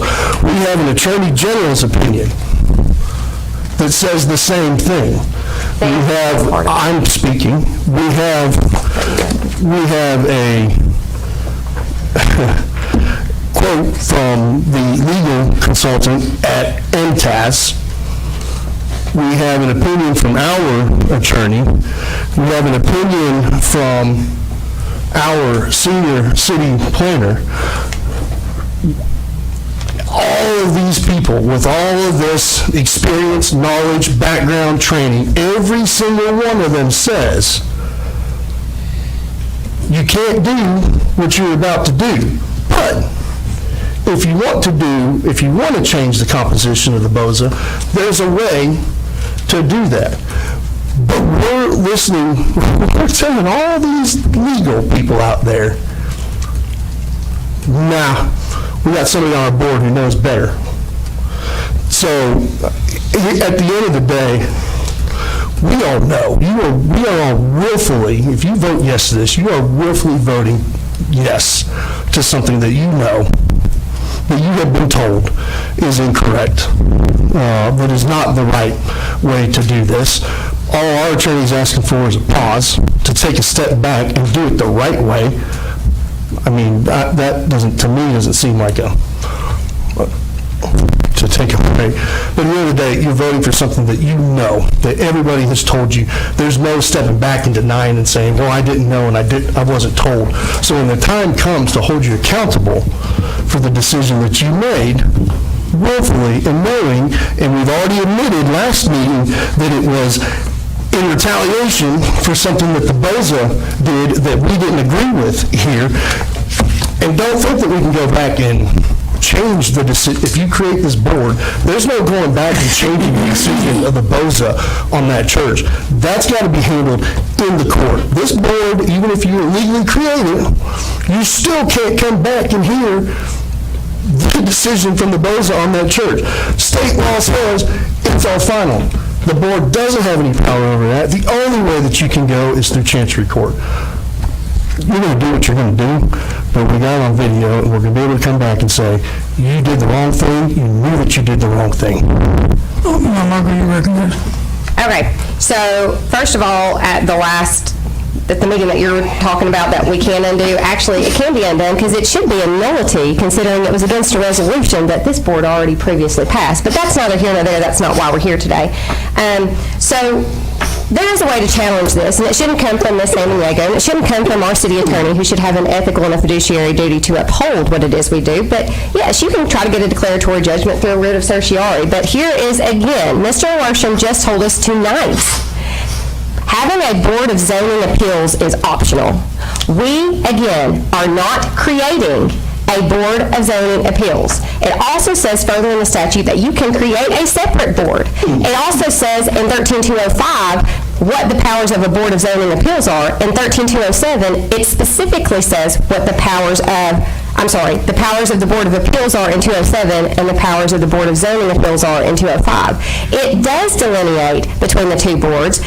We were with company in a training when it was taught to us, because I made the exact same argument you just did 6 months ago, and I was corrected. And here is why. We currently, our Board of Zoning Appeals, whether it stays or it goes, does not have the authority that we are granting to this Board of Appeals.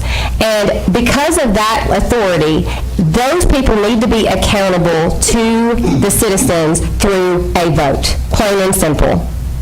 And there is no need to have two boards that do the same thing. And having a Board of Zoning Appeals is optional. This is not a Board of Zoning Appeals. This is a separate board that does one amongst others of the functions of the Board of Zoning Appeals that was optional. So, this is the best way, fight me all you want to, this is the best way to get the business of the city done and the fairest way to do it. How many in here think that our city codes are flawless and completely fair? Yeah, no hands. It's going to take boards and boards and boards for us to get our sign codes to where it need to be.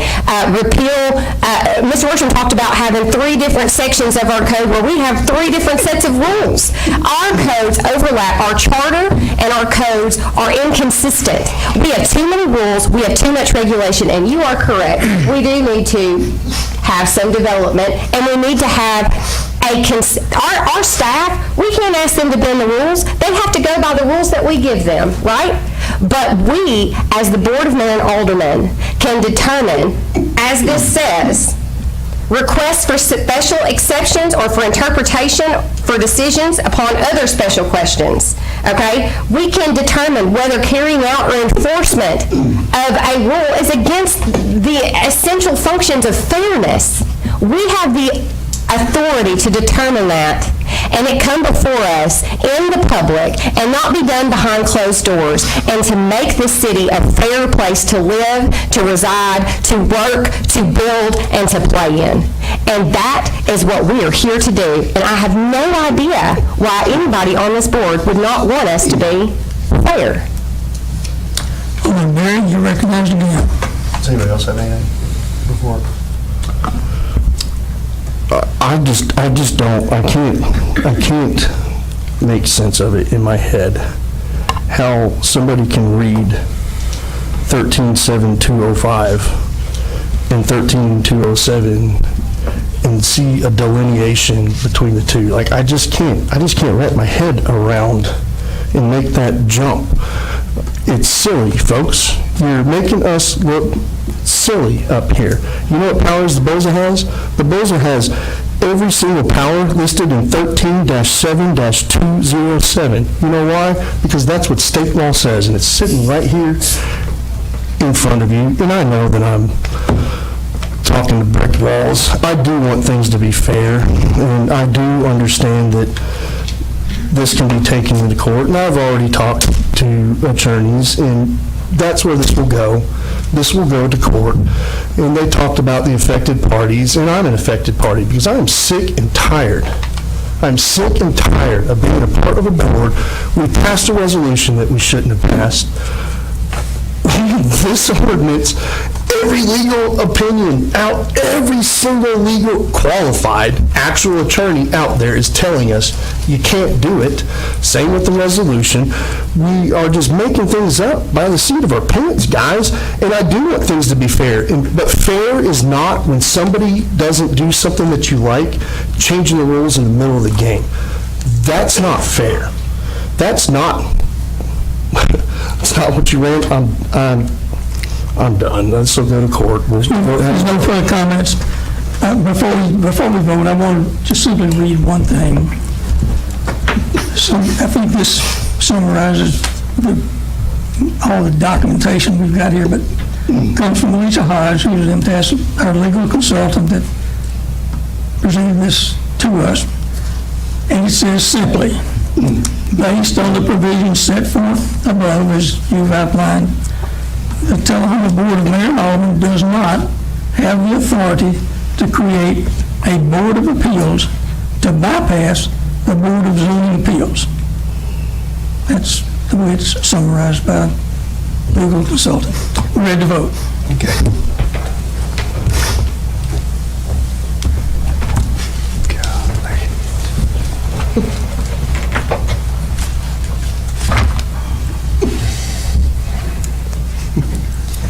Three noes and 4 yeses. Passed by majority vote.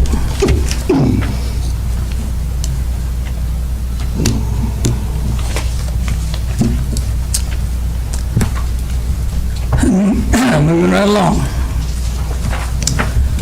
Under unfinished business, resolution number 1941, a resolution renaming South Wall Street Alley to Eugene London Street. In motion. Moved by Berry, second by Matheson.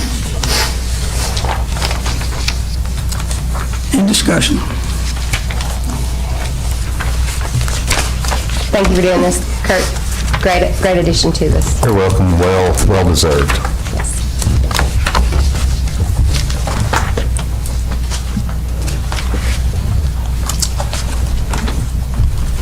If it's with the board's permission, I'd just like to read the proclamation that we'll be presenting to them. Okay, great.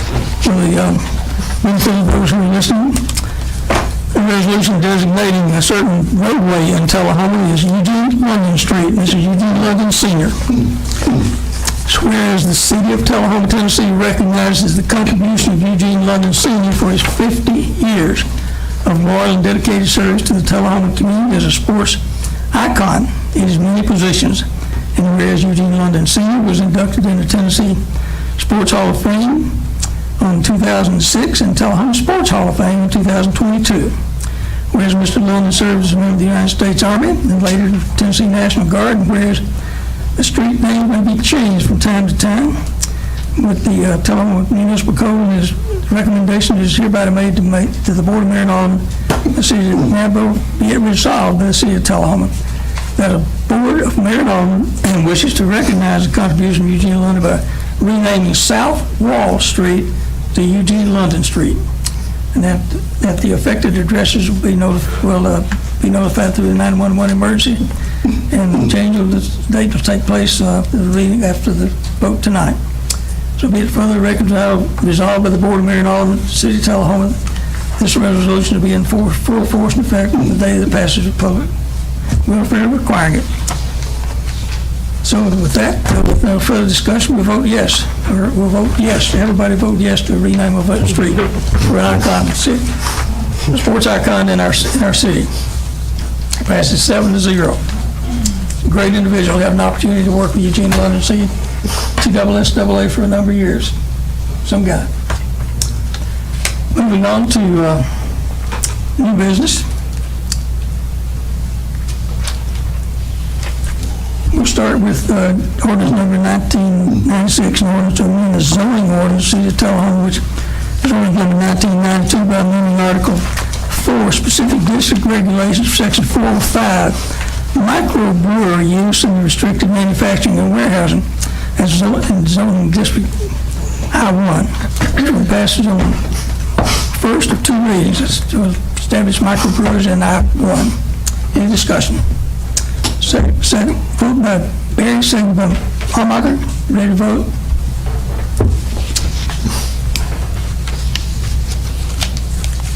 Passes 7-0 for microbreweries.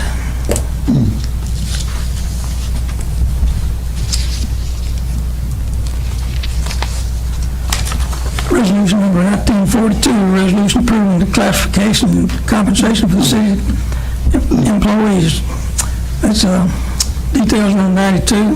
Get a motion on the floor. Motion by Betty, seconded by Mann.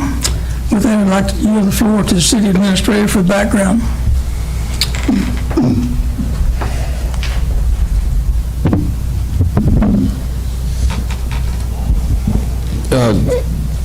Over the last, since last year, when we were asked to put this study together, we went through many meetings with our consultant, the finance director, myself, and Human Resources Department worked together to make sure that these classifications were correct. Worked really hard to make sure that they had the right job descriptions and everybody was acclimated to the right position they were in. After months of negotiation and talk with our consultant, he came up with this compensation plan, which, for the pay structure, market comparison, we should be between 95 and 105%. Come to find out that over 50% of our people were under 88%, and over 25% were under 83%. This compensation plan will alleviate that situation and hopefully be in a better market area for our development. One of the things that the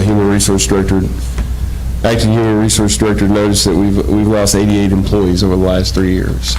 That's quite a few different onboarding and offboarding employees. That takes a lot of extra effort, a lot of extra work to train those people. Extra cost to the city.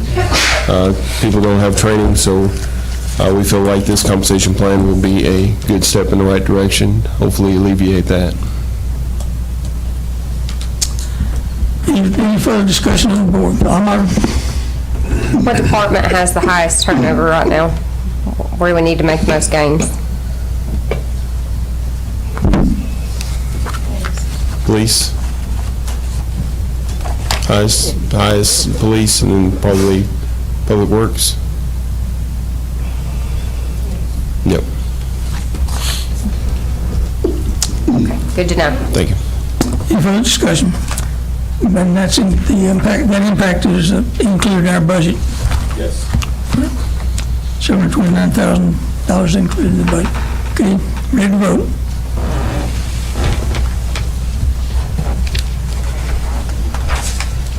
Passes 7-0.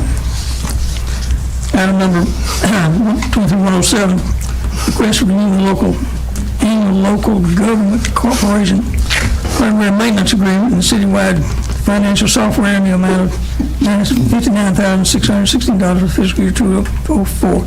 Details on that on page 99. Need a motion. Motion by Barry, second by Cliff. Any discussion?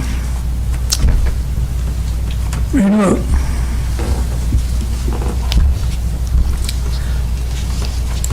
Passes 7-0. Great job on that, Kenny. Item number 23108, approve a one-year renewal of an agreement with Household Enlightenment to perform audit services for the City of Tullahoma for the City School, Tullahoma Industrial Development Board, and the Airport Authority, and the Tullahoma Area Economic Development Corporation in a total amount of $49,800 for FY23. Motion by Barry, second by Glick.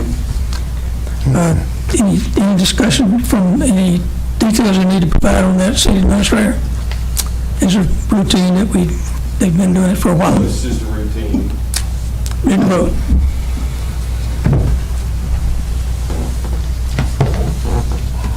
And that passes 7-0. Item 23-109, consider approval of TDEC ARP Stormwater Non-Collaborative Grant in the amount of $2,307,558 and authorize the mayor to sign the contract. Details on 105. Motion from Barry, seconded by Mathis. Details on that from our city administrator. I'd like to turn that over to Butch.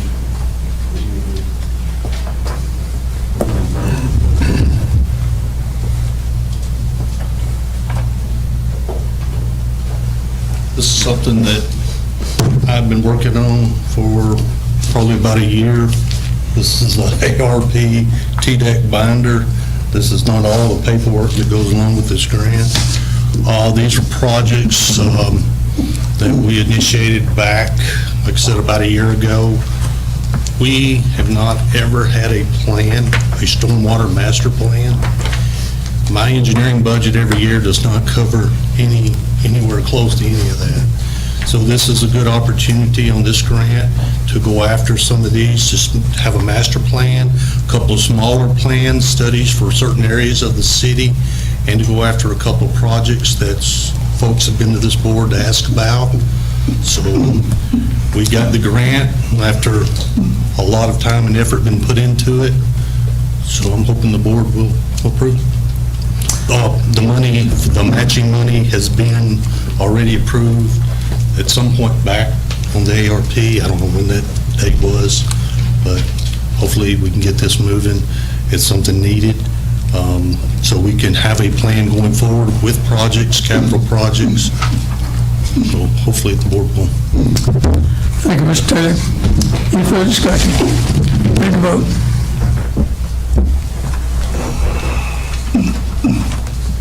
Approved 7-0.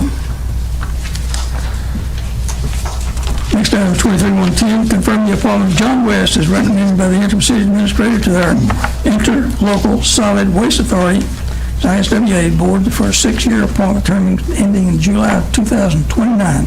The motion from Barry, seconded by Mann.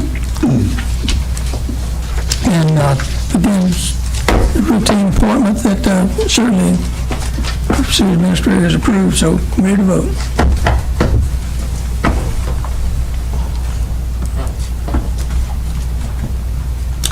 Passes 7-0. 23-111, consider approval using TDOT maintenance contract payment funds to fix a deteriorating lane on North Jackson Street and allocate the remaining $65,782.11 to the project. All these funds will be reimbursed to the city once the work is complete. This is an agreement we have with TDOT where we go do the work and they reimburse us for the cost. Any discussion? Ready to vote?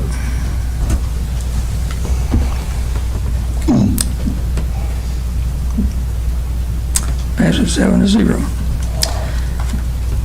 Item 23-112, consider a request to authorize Parks and Rec departments to apply for a $10,000 ATAEP grant with 50% for local match. And details of that are on 139. Motion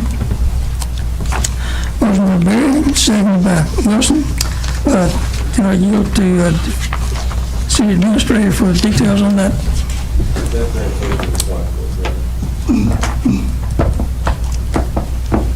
This is,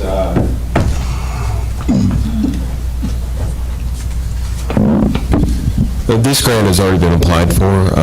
It was brought to my attention by JP. We went ahead and looked at it. Since it's already been applied for, I didn't want to just show that we're going to apply for it, because we have applied for it. It is a $10,000 TAEP grant with a 50% local match required. Something that Lila had pushed to get, and I do apologize that it wasn't approved beforehand. It's within your spending limit, though. So, Yeah. okay. I appreciate you calling that out. Yeah, appreciate the information, though. Ready to vote?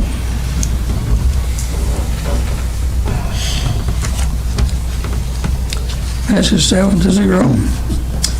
Item number 23-113, consider the approval of purchase of equipment from Game Time. That's in the amount of $13,905.39 to complete the dog park dash grant that we've already got part of it going. That details on 144. Motion from Gary, second by Mathis. Again, I'll go to the city administrator for details. Again, this has already been purchased. This is the remaining amount from our $25,000 grant that was from this for the dog park dash grant. We had $25,000. We didn't realize, Lyle didn't realize that y'all didn't approve the whole $25,000 to be spent. Y'all approved $11,000 back this past, about October, that they passed that. They went ahead and finished off spending the money from that grant. So this has been purchased as well, so just wanted to make sure that everybody knew where the money was going. Thank you for the details. Ready to vote? This wasn't from the current Parks and Rec administration. This was from the previous Parks and Rec administration. Yes, that's correct. Also previous to you, right? Yeah, previous to me as well. So this is somewhere along the lines of the CD Stamps gym floor. I just wanted to point out that you weren't responsible, or Mr. Kraft.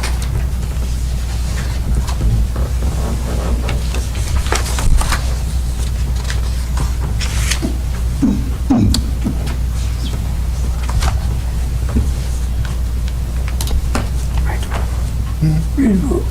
Ready to vote?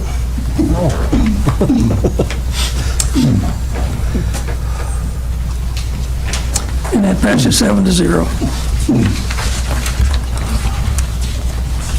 Item number 23-114, consider a request to add the historic overlay districts that were previously created on the official zoning maps and find out the vacancies and fill vacancies on the Historic Zoning Commission. The details of that are on page 106, and a fair amount of details that came to you over the weekend for the zoning. Need a motion on the floor? Got a motion from Glick, seconded by Wilson. And Alderman Glick, you're recognized. I brought this item before the board because we discovered this in deliberations on the CPDC and creating the new community plan. And it was saw that there is an existing ordinance, and I want to clear that up right now. This is not a request to start an ordinance or a request for a new ordinance creating a new commission. This is an ordinance that is on the books of the city of Tullahoma that is not being followed. So I brought it before this board so that we can correct that and follow our own rules. I believe that the city code of ordinance, the ordinances in there are the laws. We are not following the law that we created for ourselves, so we need to either follow that law or we need to decide the correct way not to follow it would be to just end it and vote it out. Now, it could be amended, and maybe that could be the proper way to go about it. I know there's a lot of things in there that have that were changed over the years. When I was working for the city, the Historic Zoning Commission was active, and I know that some things were kind of changed as time went on. So, we either need to enact it exactly as written, delete it totally, or we need to amend it to suit the current needs of the city. But the proper way to deal with the ordinance is not to just ignore it and act like it doesn't exist. So I request that we take action on this item. What exactly does this involve? there are certain historic overlay districts that were created by this ordinance. It's in this material. There's the Depot District and certain districts, and that have a separate kind of historical character. And the law is, or the ordinance is, set forth to create a historic zoning commission that looks out for the historic structures in these areas. Now, I think that a lot of the stuff might already be gone, or it might need to be amended, because this was from 20 years ago. So, but I do think that it is worthwhile to have some kind of historic protection of facilities or buildings or areas that are significant and that can be agreed upon that are significant to our history. Because if we don't have the historical look back and the character of our town, it's our growth going forward is going to be wrong. So, how will this affect businesses as they are now? How do we, will they have any input at all? Yes, I think they would, and it says here in this, I don't think that the Historical Zoning Commission has as much power. All the power is reverted to the Regional Planning Commission and then I guess the Board of Mayor and Aldermen. But it says right here that nothing in this section shall be interpreted as giving the Historical Zoning Commission any authority to consider, review, examine, or control the use of property classified as historic zoning district. Use shall be controlled solely by the zoning controlling each such property prior to its classification as a historic district, or may be rezoned by subsequent amendments. So, and that's what it says that the Historic Zoning Commission can do. I throw it out there. I am not for more regulation. I'm for less regulation. But the way to go about that is not to ignore a law that we have on the books. We need to deal with that, or else it's just sitting out there waiting to pop up at any time, and someone could fill the commission that doesn't have as broad a view of it as maybe we do, or we don't have the same thing. So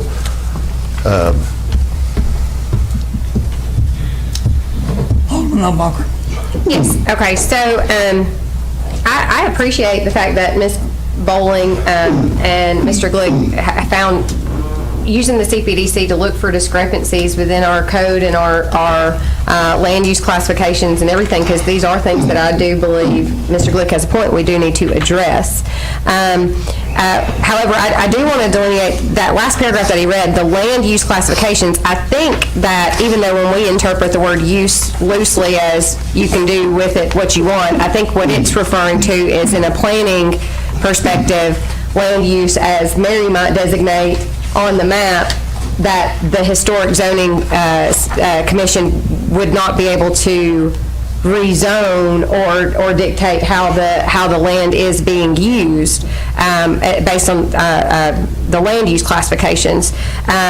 So what does worry me is the general description and purposes. If you look on page 148, where it says to preserve and protect the historic and/or architectural value of buildings from encroachment of surrounding uses, to regulate exterior design, arrangement, texture, materials, to create an aesthetic experience, to stabilize and improve property values, to foster civic beauty, to strengthen the local economy, and to promote the use of historic districts for education. So I kind of have a problem with the historic districts, not necessarily the Historic Commission or certain sites being designated for protection, like CD stamps given its history, or the Red Cross building, perhaps TFAC or South Jackson Civic Center even, may be buildings that we want to designate as historic and in order to preserve and possibly qualify for grants. However,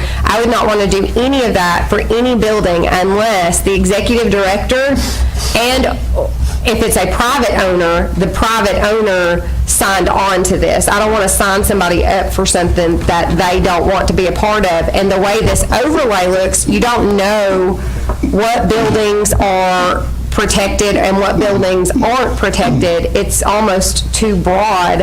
And I'm going to name drop because he said that I could.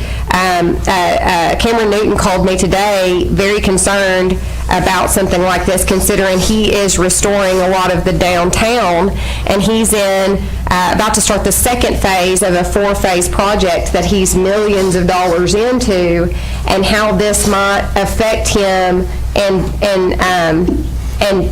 whatever this board does do, while there may be no regulations right now, would there be regulations in the future that could affect his plans already laid in progress? And so I think that this needs to be consolidated down. I'm fine with us designating buildings that we own, and we want to, preserve those. But if it is privately owned, they need to be able to opt into this. And so I'm going to go ahead and I'll wait till my second turn to speak, but I'm probably going to make a motion to postpone is what I'm thinking, just to give the public more time to comment on this. Alderman Berry. Yes, some of this I just find rich about the rules not being followed. We're not following our own rules, or I don't know how you can't help but laugh at that.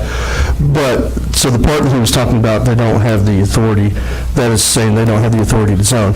When you dig into this, what it does say is powers and duties of the Historical Zoning Commission. It shall be the duty of the Historic Zoning Commission to make the following determination with respect to historic districts. Appropriateness of altering or demolishing any building or structure within the historic district. So when you're looking at these, it's not a matter of which building in here, it's the whole district, right? So it's every building that's inside that overlay. The commission may require exterior photographs, architectural measure drawings of the exterior, or other notations of architectural features to be used for historical documentation as a condition of any recommendation to demolish a building or structure. The appropriateness of exterior architectural features, including signs or other exterior fixtures of any new buildings or structures to be constructed within the historical district. The appropriateness of front yards, side yards, rear yards, off-street parking spaces, location of entrance drives into the property, sidewalks along the public right-of-way, which may affect the character of any building or structure within the historic district. The general exterior design, arrangement, texture, material, color of the building, or other structure in question in relation of such factors as similar features of the buildings in the immediate surroundings. However, the Historic Zoning Commission shall not consider interior arrangements. So it's what they can see from the outside, right? It shall also be the responsibility to review all proposed nominations for National Register of Historic Places, which is more what you were talking about, is individual places, right? You have the authority to conduct surveys of local historical and cultural resources and maintain a list of districts. They have the authority to request the Board of Mayor and Aldermen establish reasonable fees in regard to applications of certificates. Right of entry upon land. The commission, its members, employees, and the performance of work may enter upon any land within jurisdiction and make examinations and surveys.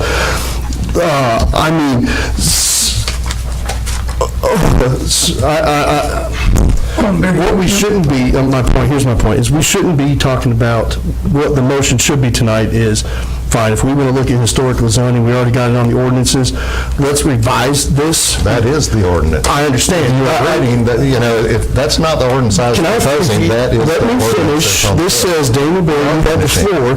So what I'm suggesting is that what should be discussed tonight is how do we amend and change this ordinance, because one of the qualifications of a member is they cannot have any interest whatsoever in any of the overlays in here. So we're going to appoint a body of people who have no interest financially to gain in any of the property, to let them tell these property owners what they can and cannot do. It's already the ordinance. We should be changing this ordinance, not saying, let's do it.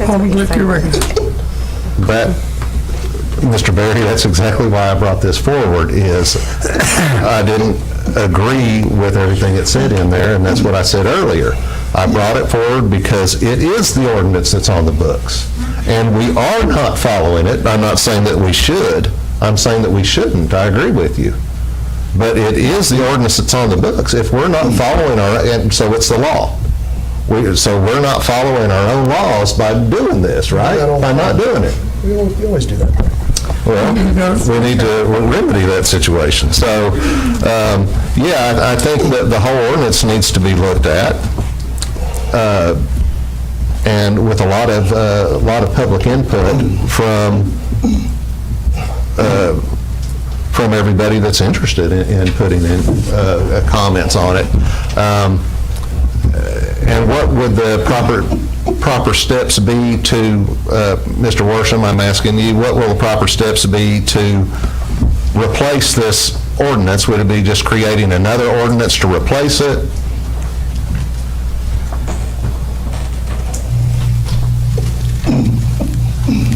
I think we can amend, this is in the code, somewhere in the code, I think we can amend that, and we would do that by ordinance.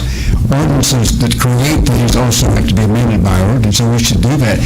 But I definitely think, it's no surprise that we don't follow some of our ordinances, because we don't follow a lot of them. As you well know, we did tonight earlier. And I think we ought to look at this carefully and amend it, because it does have an impact on people, and a financial impact that may be egregious to them, frankly. So we don't follow it, and obviously we don't follow it because we didn't see a necessity to follow it, or it wasn't the right thing to do in the first place. Well, it's a proper way to deal with that, to ignore it and just not follow it, or Well, just study it. No, study it and amend it. Or do away with it, or repeal it if we don't think it's of any value. We can do all those things. Well, We're not following it now. I don't suggest we follow it because I think the provisions in that we really don't want to follow. So I think postponing it and perhaps submitting it to the appropriate body for review would be well taken if you do that.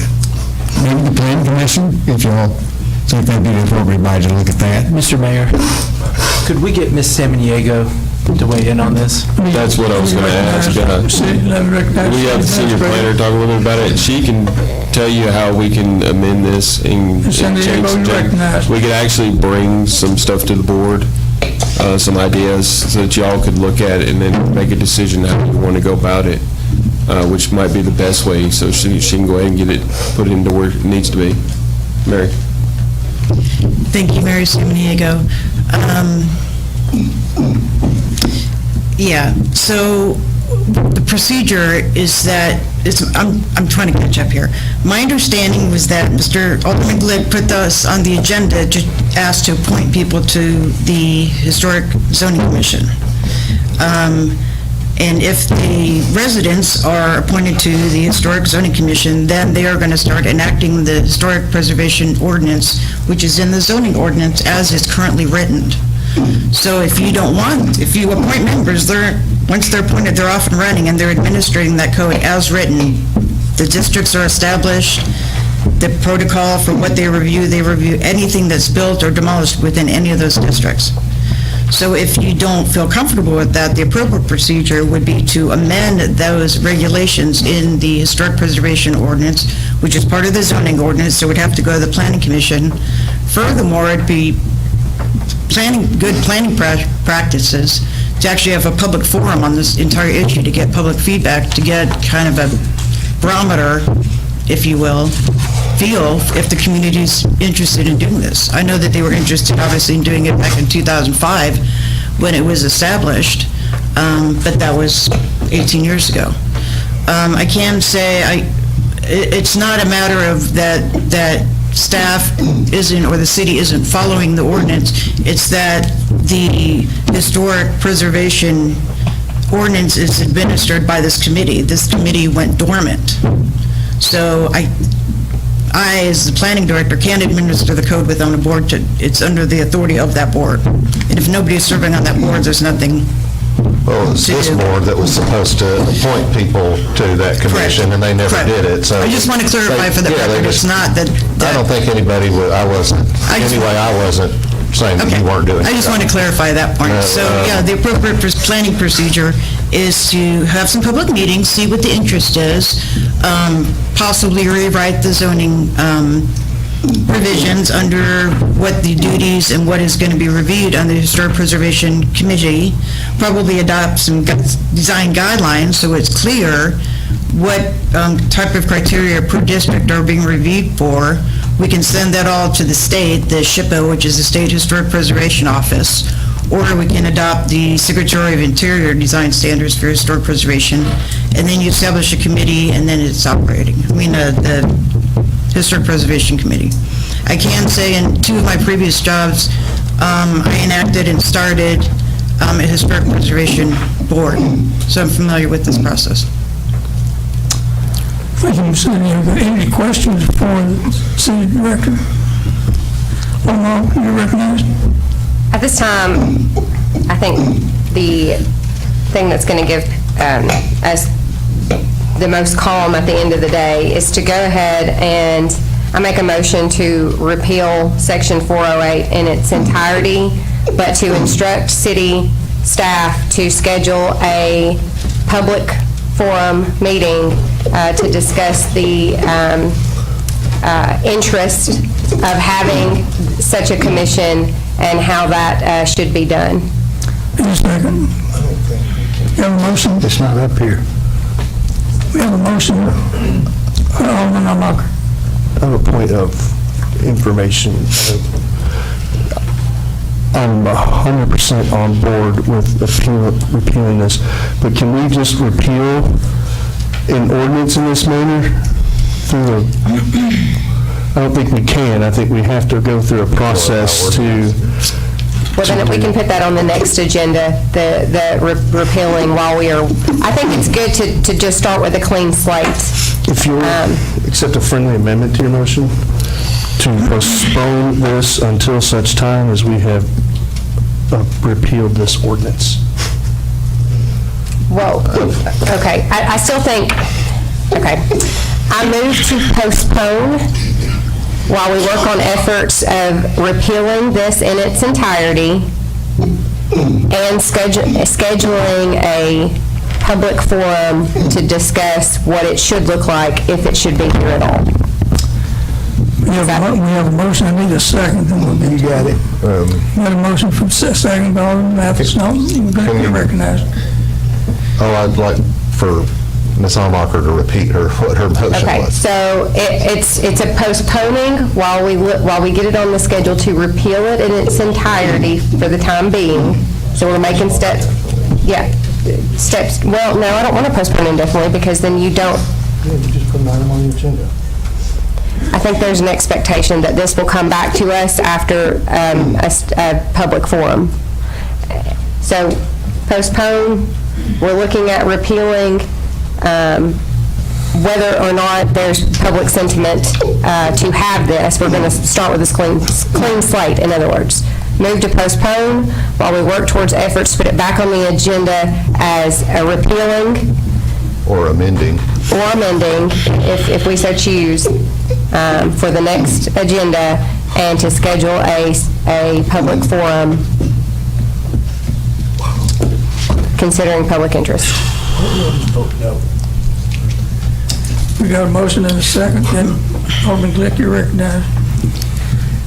I think what the motion ended up being about what I'd be interested in is just not take any action on appointing any kind of commission or anything like that until public forums are contained to gain, follow me if I'm following what you're doing, until Ms. Samiego has time to schedule public forums to gauge the interest of the public as to the historic commissions and what the regulations would be to replace this, or if it would be just to repeal it in its entirety. Yeah, may I? So the reason I said it the way I did is because even if we amend it, I feel like with the issues, we're going to end up needing a clean slate. So even if we're not ready to amend, we can go ahead and repeal. That way we don't have,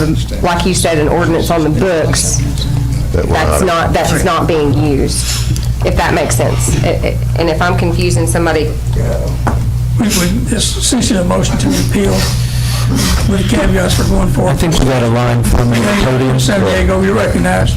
Thank you. I invited myself back up here. I just want to clarify for the record that the historic preservation provisions and ordinance are all part of the zoning ordinance, so this all has to go through the planning commission as well. So the board doesn't have the authority to directly repeal out of the zoning ordinance without first going before the planning commission. Sure. Okay. Okay, we got a motion and a second. Alderman Barry, you're recognized. Yeah, I think we just really complicated that. I think that we can just all vote no to the original motion and just be done, right? And then ask the city administrator to get with the city planner and bring it before the planning commission to have this repealed and go through that process, right? Yeah, but this just all got really confusing. We can just vote no and this be done. And What was the original motion?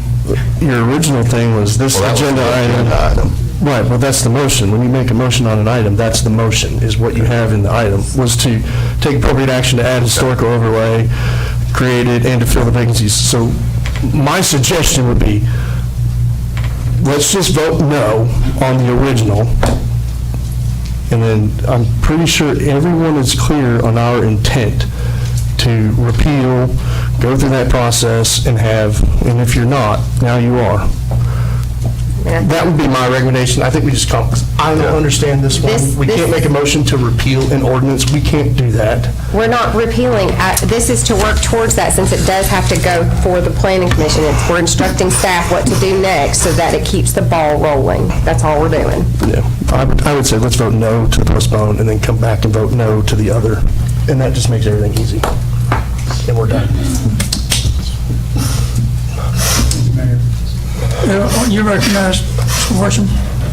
I think that what Mr. Bear said is the appropriate way to do it.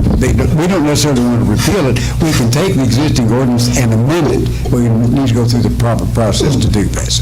I think that Mr. Bear's suggestion is well taken. Yeah, that's what I'd like to see. Let's just vote no to the postpone and vote no to the motion. Get to the planning. I mean, isn't that the same thing? We can vote twice or we can vote once here. So we're doing the same thing. No, we don't. If we vote for the motion to postpone, then we do everything we just said we were doing. When we vote to postpone, then it's still just on the table, right? So. Yeah, it's still on the table. We want it to come back to us eventually. Isn't that the point?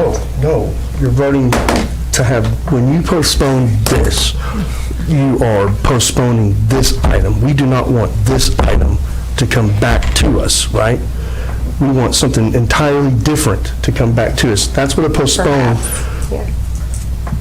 I mean, I don't know what the amendment is. Whatever you guys want to do. I will withdraw my motion. Let's just vote on the item. Let's go. Let's do it. Jeez.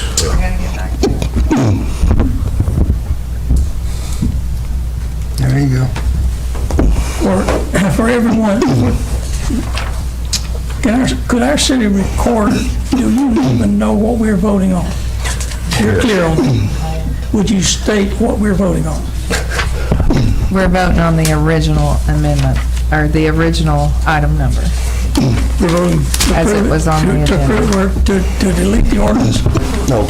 Or postpone the ordinance? The original motion was to request that the Board of Mayor and Aldermen take the appropriate action to add the historic overlay districts that were previously created to the official zoning map and to fill the vacancies on the Historic Zoning Commission.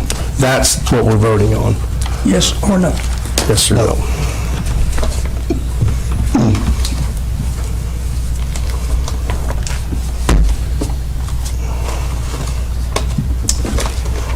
Well, that's a miracle.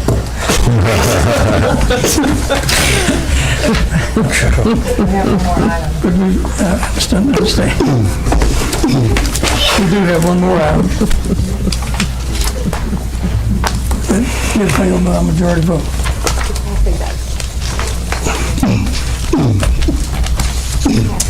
And We have one more item to discuss, an item that was added by Alderman Almacher.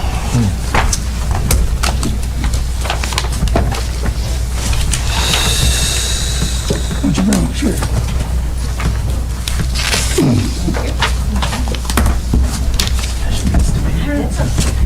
Where'd this come from? Alderman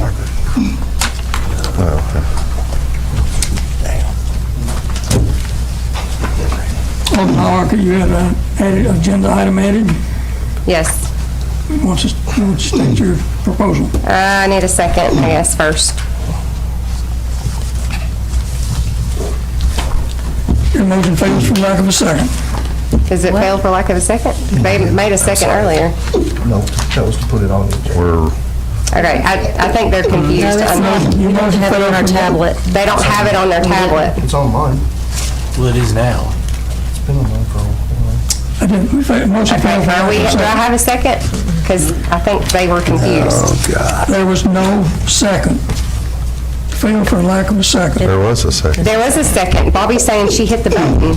Well, all I can see is what I, okay. I have a motion to request an executive session, then you want it done according to your schedule. And I'll tell you that the schedule will be contingent upon the availability of the lawyers involved. I recognize, Mr. Mayor. You recognize? So I agree that the scheduling is contingent upon the availability of the lawyers. However, we had this on the agenda at the last meeting, which, given that we kind of had an extra week, was almost, I mean, this has been quite a while ago. It feels like a while since I've seen you guys. There was 5 weeks in the last month, so we got an extra week off. So approximately 3 weeks ago, we had this on the agenda. We took it off of the agenda to call an executive session with Bob Burns and Associates because they replied to us and scheduled an executive session. Yes, they did. They scheduled it for today. And so the reason that this is just now coming before us today is because it was canceled on Thursday, past the deadline for adding this to the agenda. So we were on their timeline. They scheduled this with us. We haven't met with them, and we had other lawyers, not just them, we had other lawyers also arrange their schedule in order to meet with us at the same time so we could get brought up to speed on all cases. And we were relying upon these lawyers to keep their commitment. And we, I guess I can't say we, maybe there's one of us who have heard more, but essentially none of us have been updated on any of these cases, any of the litigation in the city in the past, I'm going on a little over 9 months, 9 months since we have had a sit-down meeting with these attorneys, and I have been less than impressed with some of their tactics. In fact, I believe that they are potentially possibly causing us more liability and more harm than necessary because they have refused to update us on their tactics. And this goes for not just one of the lawyers, but potentially another set on, I would like to know more about another settlement that I have just found out that we are in. And it's not that lawyer's fault because he's not the one who canceled. To be clear, this is about Bob Burns and Associates for canceling their commitment when they have not met with us or spoken to us in 9 months during litigation, during active litigation. That is unacceptable. It is unacceptable to this board. It is unacceptable by the standards and the rules of the professional conduct for any lawyer to go that long without speaking to their client. And I want to draw your attention to the back. I didn't print, there are 95 pages of the rules of professional conduct. I printed off the first 10 and had quite a bit to highlight that I had concerns about. If you go to Rule 1.4, which is on the second to last page, a lawyer shall promptly inform the client of any decision or circumstance with respect to which the client's informed consent. as defined in RPC 1.0E is required by these rules. Reasonably consult with the client about the means by which the client's objectives are to be accomplished. Keep the client reasonably informed about the status of the matter. Promptly comply with reasonable requests for information. Consult with the client about any relevant limitation on the lawyer's conduct when the lawyer knows that the client expects assistance not permitted by the rules of professional conduct. And a lawyer shall explain the matter to the extent reasonably necessary to permit the client to make informed decisions regarding the representation. Reasonable communication between the lawyer and the client is necessary for the client to effectively participate in the representation. If you go on to the second page, let's say that we haven't disagreed with any of their tactics they have chosen to use. It simply says that disagreements between the lawyer and the client about those means must be worked out by the lawyer and the client within a framework defined by the law of agency. The right of the client to discharge the lawyer, the right of the lawyer to withdraw from the representation. We don't even know what they're doing, when they're doing it, if we agree with what they're doing. We haven't been told anything. And so to not have a meeting in 9 months, or to request a meeting with your client in 9 months, and then to finally get one, and they're the ones who schedule it, we schedule around them, and then they cancel it, that is unacceptable. So yes, do I expect that they reschedule that in the next 48 hours? They've known about this for 9 months, and they knew about it for at least 3 weeks, that they had a commitment to keep. And I believe there are nefarious reasons as to why they may have canceled such. All I'm asking for, whether I'm a part of that meeting or not, is that this board as a whole get updated not only on that litigation, but on any others from any lawyers that we have. This is unacceptable, and I believe that we need to make a statement, and we can't do that in executive session because we can't vote. We have to do that in a formal board meeting to let these individuals know that we are displeased. It has to be done formally, and that is the reason for this.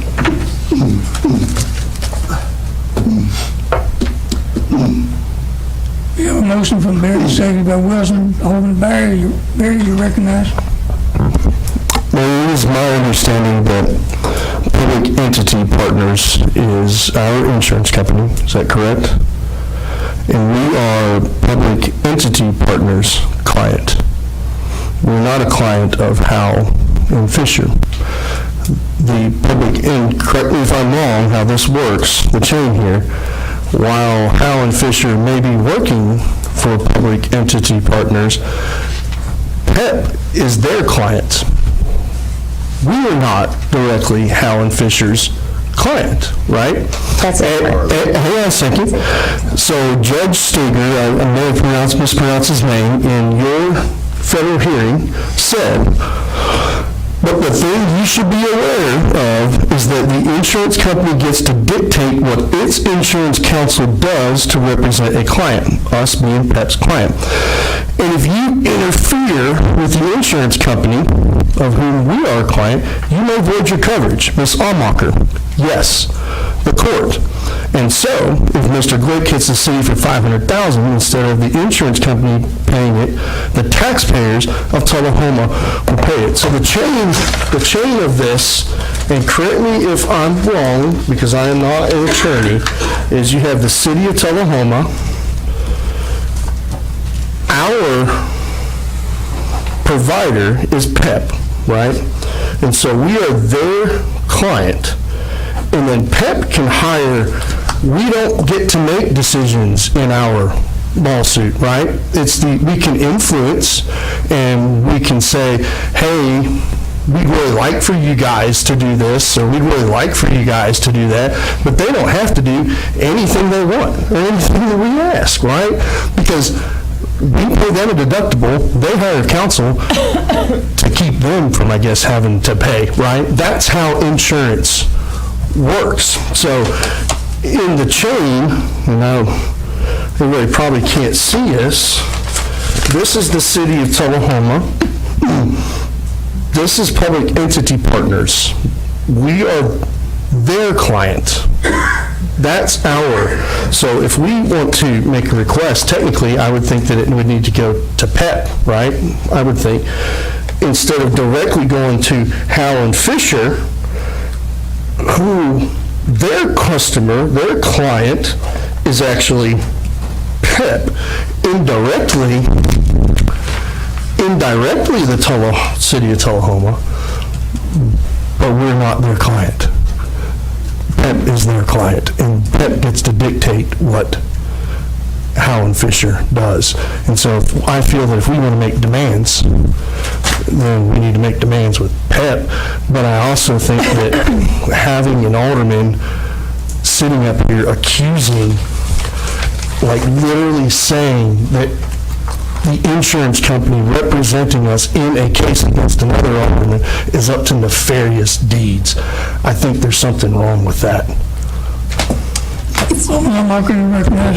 The rules of professional conduct apply to any fiduciary duty that a lawyer owes any client or third-party representation, which would include the city of Tullahoma. These rules of professional conduct do apply to the lawyer in their dealings with us, and while PEP may agree or disagree with whatever they choose to do, ultimately, it is our determination and our decision as to whether we agree or want to continue that representation with PEP or with this attorney at whatever means. Maybe we don't want to. Maybe we do want to. But nonetheless, we still are their client for all intents and purposes, because you know when it says so-and-so represented by so-and-so versus so-and-so, we are represented by the law firm, and therefore they owe us a fiduciary duty. And that third-party representation is also laid out within the preamble and the scope of the rules of professional conduct. That doesn't give them the pass on failing to communicate with us just because they are actually paid by an insurance carrier. They absolutely do have to represent the best interests of the city of Tullahoma, and they owe us a fiduciary duty, that which they have failed to uphold by the lack of communication. Yes, the rules apply, and yes, the Board of Professional Responsibility will take this very seriously. Alderman Wilson. When I was elected onto the board, there were pending lawsuits against the city in which I wasn't up to speed on. We had an executive session, I believe it was maybe end of August, September maybe, in which we discussed some cases that were pending. We have not met again to be brought up to speed on any. There are new cases that I was unaware of that is pending that I actually had to Google and read about in the newspaper. And I think that we need to have an executive session in which I thought that we all had it arranged. And I think that if the law firm cancels at the last minute, they should at least have the courtesy, professional courtesy, of telling us a time that we could reschedule this. We all need to be kept up to speed on the city litigation. So I think that it's reasonable to expect for one, I don't believe that it was professional courtesy to cancel, but if it was necessary, we should have some options about when we can have another one. And I'm not hearing that. I'm not hearing that coming from anyone. It's just, it shouldn't be good enough that they just cancel and it's over. We need to know what's going on with some of these lawsuits. It's ludicrous that we hear about it from outside the city, and we don't even know what's going on. Sorry, ma'am. Just one question, and this is honestly because I don't know. You read from a transcript just a minute ago from the Chattanooga courts, correct? Mm-hmm. Where did you get that transcript? So none of us should be walking around ignorant, because there's a site called Pacer Monitor. Pacer. So you got that. And so I follow everything that the city's tracking, right? So I'm never surprised by lawsuits that come here, or where the status. Thank you. So where the status of those are. That's just what I wanted to know, that you got that off Pacer. I've been here 6 months, and I'll just share my experience. 6 months, we received an update I believe it was my first meeting, and it was to update us on a different case that's now been resolved, and that's it. Since then, unfortunately, and Alderman Glick's case with the city has become political, right? It's brought up at these board meetings. It's been brought up at least 2, maybe 3 of the past 2 months, 3 months of board meetings. We get asked questions about this.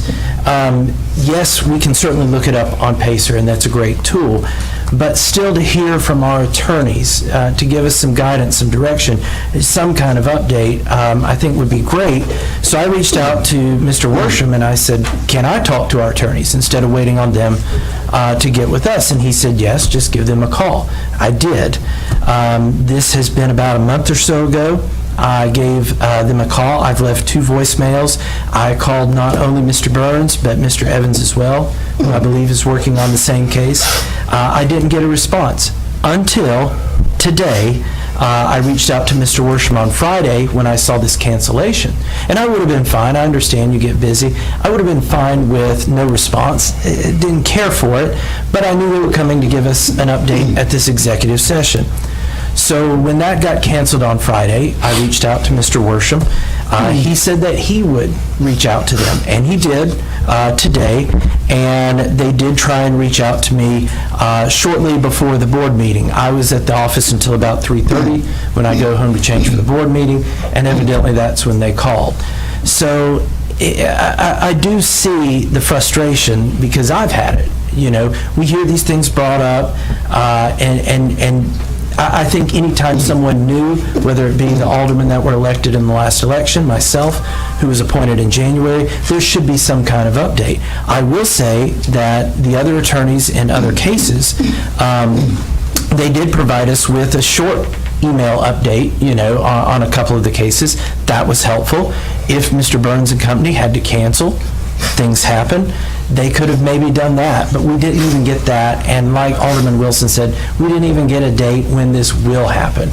So I think, you know, for me, I would like to see some sort of executive session where we can ask questions, where we can hear back, where we can get informed about this case and others, and I would like to see it rather soon, since I believe it was on, and I had this pulled up, it was on the 30th of May that Mr. Burns was good with June 12th at 4 p.m. That was on the 30th of May. We got a cancellation this past Friday, which would have been, the 9th, I believe.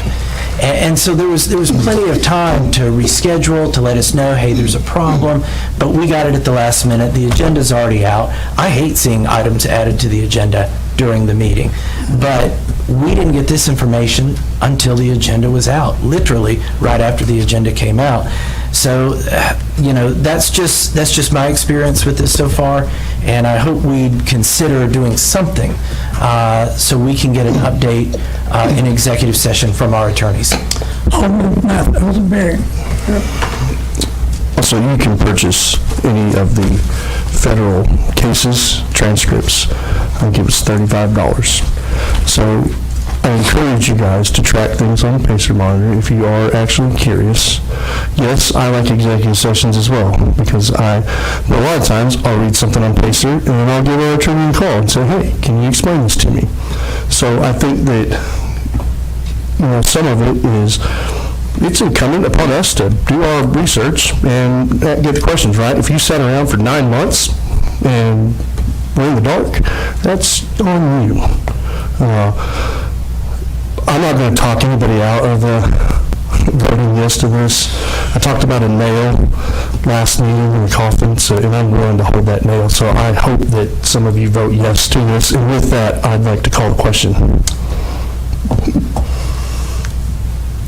Question's been called. Let's vote. We'll vote on calling the question at this point. I have a comment on discussion on... No discussion on call question. You got it from the lawyers. No discussion on call question. That's okay, just want to make that point known. I don't make enough money to be buying transcripts. He didn't buy them either, he got them from the lawyers. Nailed.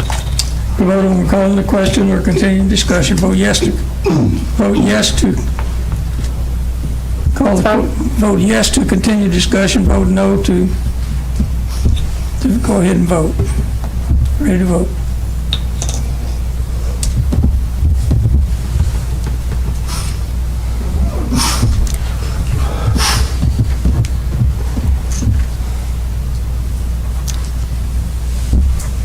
So we're voting to call the question, which is what?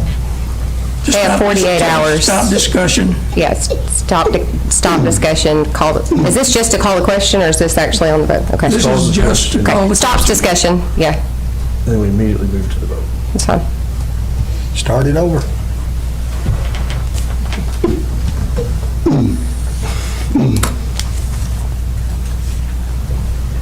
You got 2 noes and 3 yeses. Ready to vote.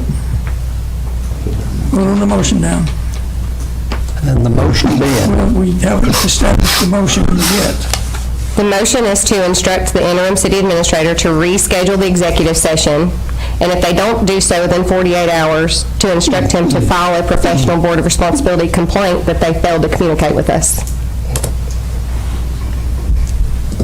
Discussion ended. We're ready to vote.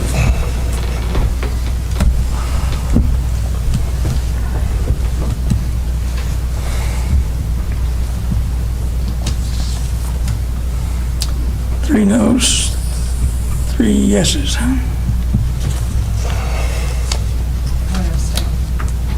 Abstain. So the motion fails. It's a tie. Okay.